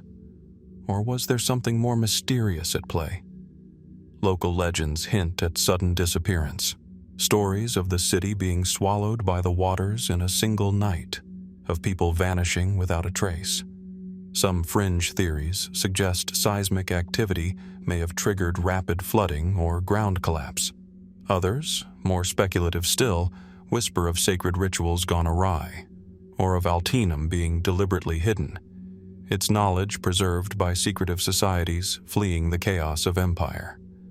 None of these claims are supported by definitive evidence, yet they persist in oral tradition, and perhaps it's this silence, this vacuum of certainty, that gives Altinum its haunting allure. Unlike Pompeii, whose tragedy was frozen in volcanic ash, or Ostia Antica, whose ruins still stand in quiet dignity, Altinum leaves behind almost nothing on the surface. No dramatic ruins to photograph, no relics to display in glass cases, only faint outlines in wheat fields, ancient footings buried beneath centuries of earth, and digital reconstructions that hint at its former brilliance. What remains instead is a feeling, an impression of a city that once breathed, traded, flourished, and then faded, not with a bang, but with a whisper. Why did no chronicler document its fall? Why is there no great tale of its final days? For a city of such prominence, the historical silence is deafening. Did its last citizens leave quietly, scattering into the mist, their stories drowned by the tides? Or is it possible that Altinum never truly died but transformed, its memory carried forward in the DNA of Venice itself? Today, as satellites trace the invisible geometry of its streets and archaeologists gently unearth its secrets, we are reminded of how much still lies hidden beneath our feet. How easily the past can slip away beneath layers of mud, neglect, or indifference. And so the question remains, what else lies waiting in the marshland? What stories still sleep beneath the reeds and water, unheard by history? From the vanished city of Altinum, our journey now takes us deeper into the shadows of antiquity, where the disappearance of a single person would ripple through empires. The next mystery begins with the twilight of Rome and a man whose fate remains cloaked in silence. From the buried echoes of Roman streets to a silence far more profound, we turn now not to stone or soil, but to secrets whispered in ink. Words once considered dangerous, hidden knowledge once pursued with flame. Somewhere, perhaps still untouched by time, a library sleeps in darkness. In the dry hills of Upper Egypt, the wind whispers across broken stones and hollow caves. The desert here is not lifeless. It breathes through its stillness. Beneath its scorched crust, beneath the dust and ash of centuries, lie buried fragments of thought, of wisdom, of heresy. In 1945, a farmer near Nag Hammadi unearthed clay jars sealed with bitumen. Inside them were 13 leather-bound codices, written in Coptic script. This discovery would send ripples through the scholarly world, a treasure trove of Gnostic texts that had been hidden for over 1,500 years. But even as the Nag Hammadi library shed light on a long-suppressed branch of early Christianity, it also cast a deeper, darker shadow, a question that still haunts theologians and historians alike. Where is the lost library of Valentinus? Valentinus was no ordinary theologian. Born in Egypt sometime around 100 AD, he was educated in Alexandria, the intellectual heartbeat of the Roman world. His teachings drew from Christianity, Platonism, and mysticism, forming a rich, complex cosmology. He spoke of eons and emanations, divine mothers and corrupted creators, far removed from the structured doctrine of the early church. To his followers, he offered an esoteric path to salvation, not through blind faith, but through gnosis, personal, inner knowledge of the divine. His ideas spread rapidly across the Mediterranean. In Rome, he nearly became bishop. Instead, he was branded a heretic. By the late 2nd century, his writings were condemned, his followers persecuted, and his name largely erased from canonical history. But Valentinus was a prolific writer. His disciples, like Ptolemy and Theodotus, preserved his teachings with devotion. So where did these texts go? We know of their existence largely through his enemies.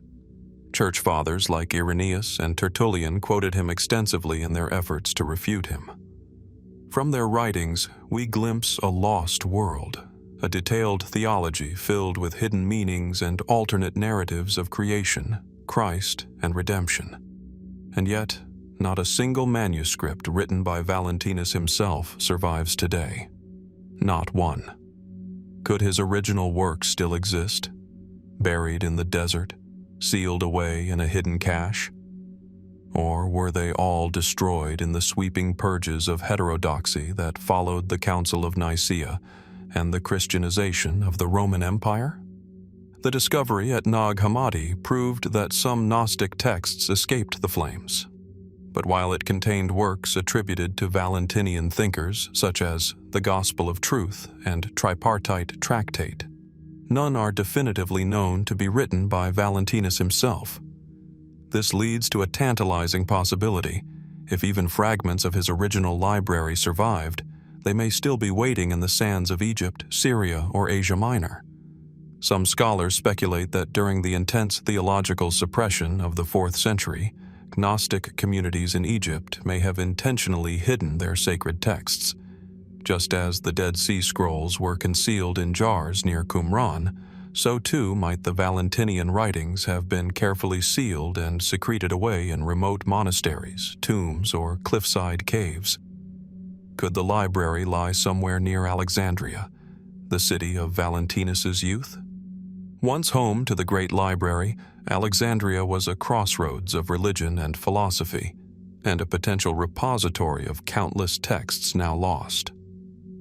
Others suggest the Lycus Valley in Asia Minor, where Valentinian sects flourished for decades before the rise of Byzantine orthodoxy. Still, there are those who propose more fringe ideas. One theory posits that Valentinian writings were smuggled eastward, into Persia or beyond, perhaps preserved by desert ascetics or proto-Sufi mystics who saw parallels in the Gnostic yearning for unity with the divine. Another suggests that the texts were hidden in plain sight, coded into Christian apocrypha, their meaning obscured by centuries of misinterpretation. More radical voices point to the Vatican's secret archives, speculating that rare copies might have been seized during the persecutions and quietly kept out of public view. While such claims remain unverified, they tap into a broader tension. The idea that some knowledge, especially knowledge that challenges orthodoxy, may not have been lost by accident. But amid all these theories, one truth remains. The voice of Valentinus has been muted by time, or has it? Or has it? If you listen closely to the rhythms of surviving Gnostic texts, if you trace the metaphors of light and shadow, the descent of divine sparks into a broken world, you can almost hear his influence.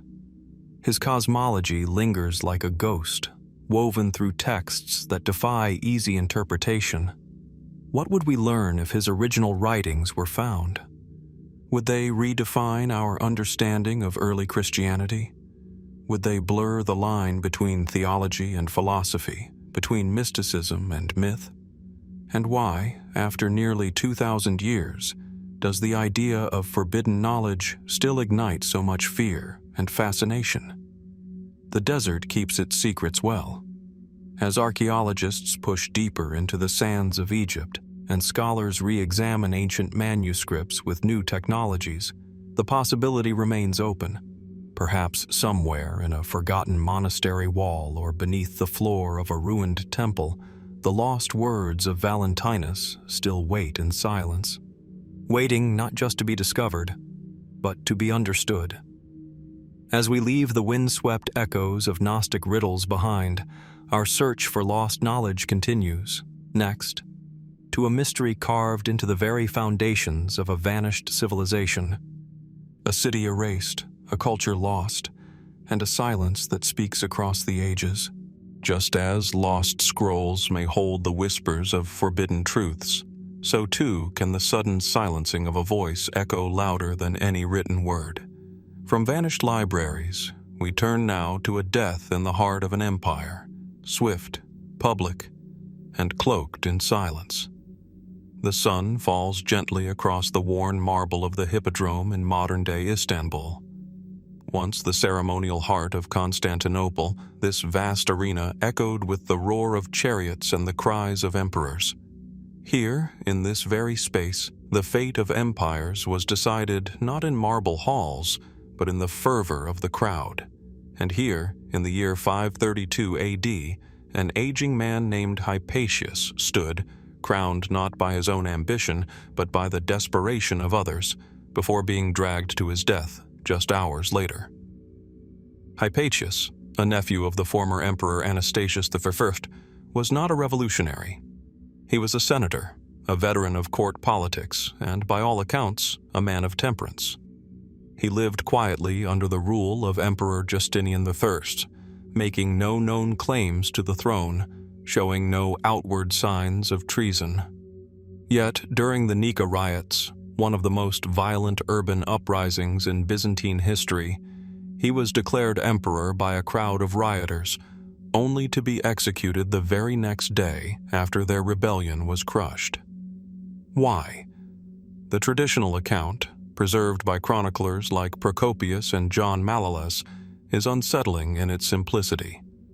The riots began as a sporting conflict between rival chariot factions, the Blues and the Greens, but quickly spiraled into a full-scale revolt against Justinian's administration. With the city in flames and the palace under siege, the rioters sought a new ruler. They turned to Hypatius, not because he schemed for power, but because his lineage made him a symbol. Despite his protests, Hypatius was dragged from his home and thrust into the chaos. Sources suggest he tried to avoid the role, yet once inside the Hippodrome, the mob placed a crown on his head. For a brief, surreal moment, Hypatius was emperor. Justinian, cornered and contemplating escape, was ultimately persuaded to stay by none other than his wife, Theodora. Her speech, immortalized in Procopius's secret history, urged the emperor to stand firm. The result was swift and brutal. Imperial troops stormed the Hippodrome, slaughtering tens of thousands of rebels. Hypatius, captured alive, was taken to the palace. Then came the moment that still baffles historians. Justinian spared no effort in reclaiming the city. Yet instead of exiling Hypatius or placing him under house arrest, as might be expected for a reluctant usurper, he ordered his immediate execution. By dusk, Hypatius was dead. No trial, no testimony, no public justification. Was it fear? Was it vengeance? Or was there something more? The mystery lies not just in Hypatius's death, but in the silence surrounding it. Byzantine records, known for their verbosity and intricate legalism, offer no compelling rationale. Even Procopius, who detested Justinian, does not accuse Hypatius of conspiracy. He notes only that the emperor repented of his mercy and ordered Hypatius killed, suggesting an emotional, not political decision. Some have argued that Justinian acted out of pure necessity, that a potential figurehead, even one reluctant, posed too great a threat to be allowed to live. The Byzantines were no strangers to coups. A living rival with imperial blood could be a magnet for unrest. But others question whether Hypatius's brief ascension was as accidental as it seemed. Could it be that Hypatius was a pawn in a deeper game? That factions within the Senate or even the palace saw in him a way to replace an increasingly autocratic emperor? The Nika riots had complex roots: taxation, religious disputes, and resentment toward Justinian's powerful ministers. Was Hypatius merely caught in the crossfire, or was his reluctance a carefully cultivated mask? And what of Theodora's role? Some accounts portray her as the decisive force behind Justinian's crackdown. Was she the true architect of Hypatius's fate? a ruler behind the throne who understood that mercy might breed rebellion, but swift punishment would cement power?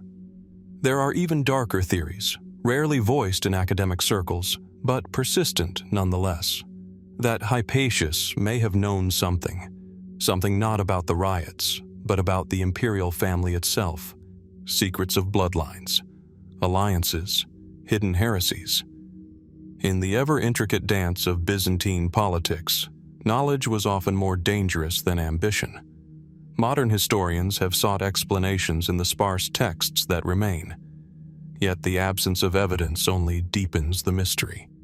Hypatius was a senator, a respected noble. His death warranted documentation, an imperial decree, a posthumous condemnation, but none exists. It is as if he was meant to be forgotten, and in many ways, he was. His name rarely appears in Byzantine histories beyond the year 532. No mausoleum marks his grave, no eulogy survives. In the records of power, his execution is a comma, abrupt, unexplained, and swiftly passed over. But history is not always written in ink. Sometimes it lingers in the shadows between lines, in the absence of explanation, in the silence of the record. And that silence raises questions that echo still. Was Hypatius truly innocent? Or had he, willingly or not, crossed a line from which there was no return? Did Justinian act to protect the empire, or himself? And what might have happened if Hypatius had lived? These are the questions that remain unanswered. The marble of the hippodrome is worn smooth now, the crowds long gone. But if you stand where Hypatius once stood, beneath the ancient arches and the shifting Turkish sky, you can almost feel it, the stillness after the roar, the weight of a crown never sought, and a death never fully explained. The mystery of Hypatius draws us deeper into the labyrinth of imperial power, but now we turn to another silence, cast not by a throne, but by an entire kingdom lost to time.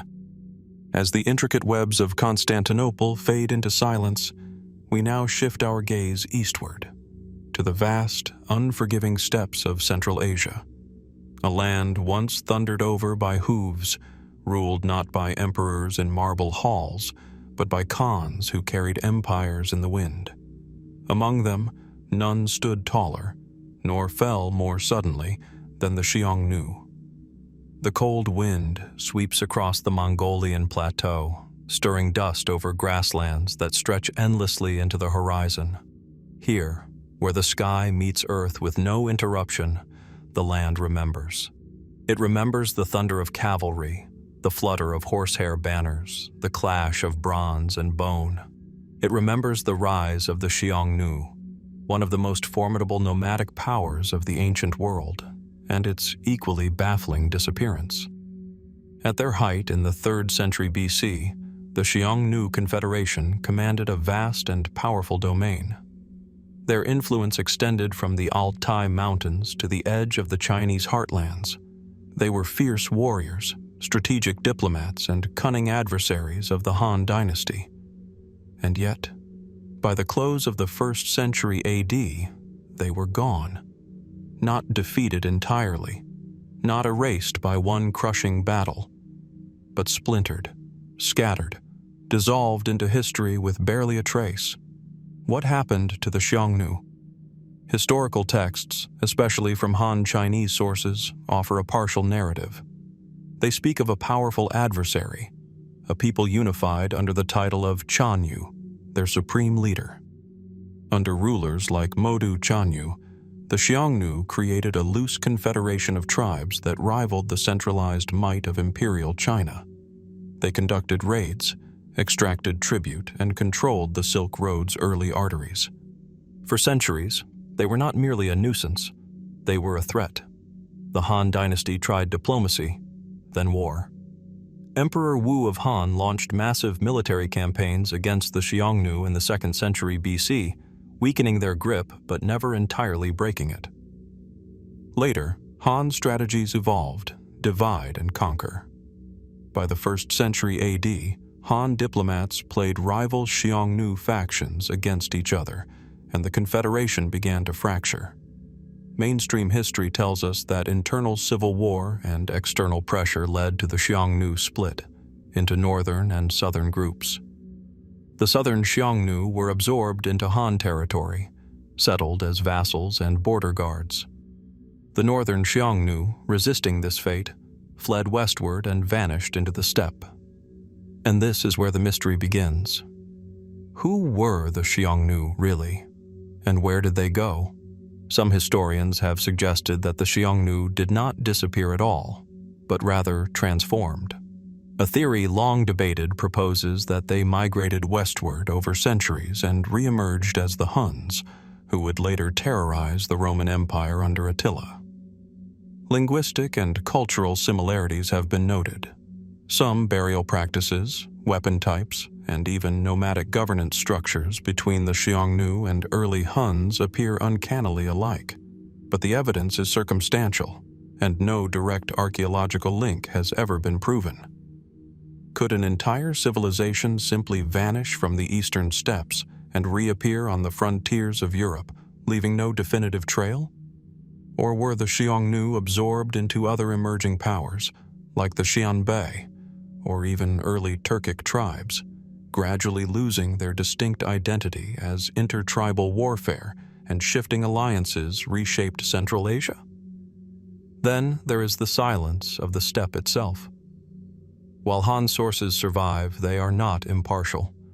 Chinese chroniclers described the Xiongnu as barbarians, dangerous, disorderly, and expendable. The voices of the Xiongnu themselves have not endured. No known script, no carved monument, no palace ruin tells their side of the story. What if the Confederation's fall was not merely a political collapse, but a cultural erasure? Still others point to environmental pressures. Climate data reconstructed from lake sediments in Mongolia and western China suggest that drought conditions may have intensified in the late 1st century AD. A drying steppe would have strained the Xiongnu economy based on horses, cattle, and seasonal movement. Could climate change have broken the fragile web of alliances that held the Confederation together? Or perhaps the Xiongnu's own strength doomed them? As their empire expanded, so too did the challenge of unity. With power decentralized among tribal chieftains, rivalries would have simmered just beneath the surface.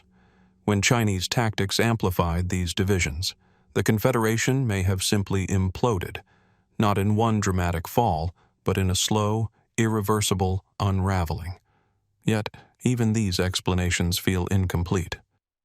The archaeological record remains frustratingly elusive. Scattered tombs across Mongolia and Inner Mongolia, some containing lavish goods, bronze weapons, and horse gear, are attributed to Xiongnu elites. But beyond funerary objects, little ties these sites into a grand narrative. No capital city has been unearthed. No archive. No battlefield memorial. It is as though the Xiongnu never built for permanence, choosing the wind over stone. But what if something remains, buried not in earth, but in identity? Some genetic studies of Central Asian populations suggest traces of Xiongnu lineage, particularly among groups in Kazakhstan, Kyrgyzstan, and Siberia. Oral traditions among some Mongolic and Turkic peoples speak vaguely of ancient ancestors who once ruled east and west alike. Could the legacy of the Xiongnu survive not in monuments, but in blood? And so we are left with shadows of galloping horsemen, of smoke curling from felt yurts, of emissaries arriving at the gates of Chang'an. A people who once struck fear into emperors, reduced now to a footnote in their enemies' annals. Their sudden fall invites reflection not only on history's fragility, but on how easily those without a written voice can be lost. Did the Xiongnu simply collapse under the weight of empire? Or did they dissolve into something else, nameless, faceless, and scattered, still riding somewhere beyond the edges of the map? We may never know. But on certain windswept nights across the steppe, where the grass sways like ghostly banners and the stars gleam like steel, one might still feel their presence, unseen, unclaimed, unforgotten. From the shattered steppes of the Xiongnu to the shattered promises of kings, our search for history's vanishing points continues.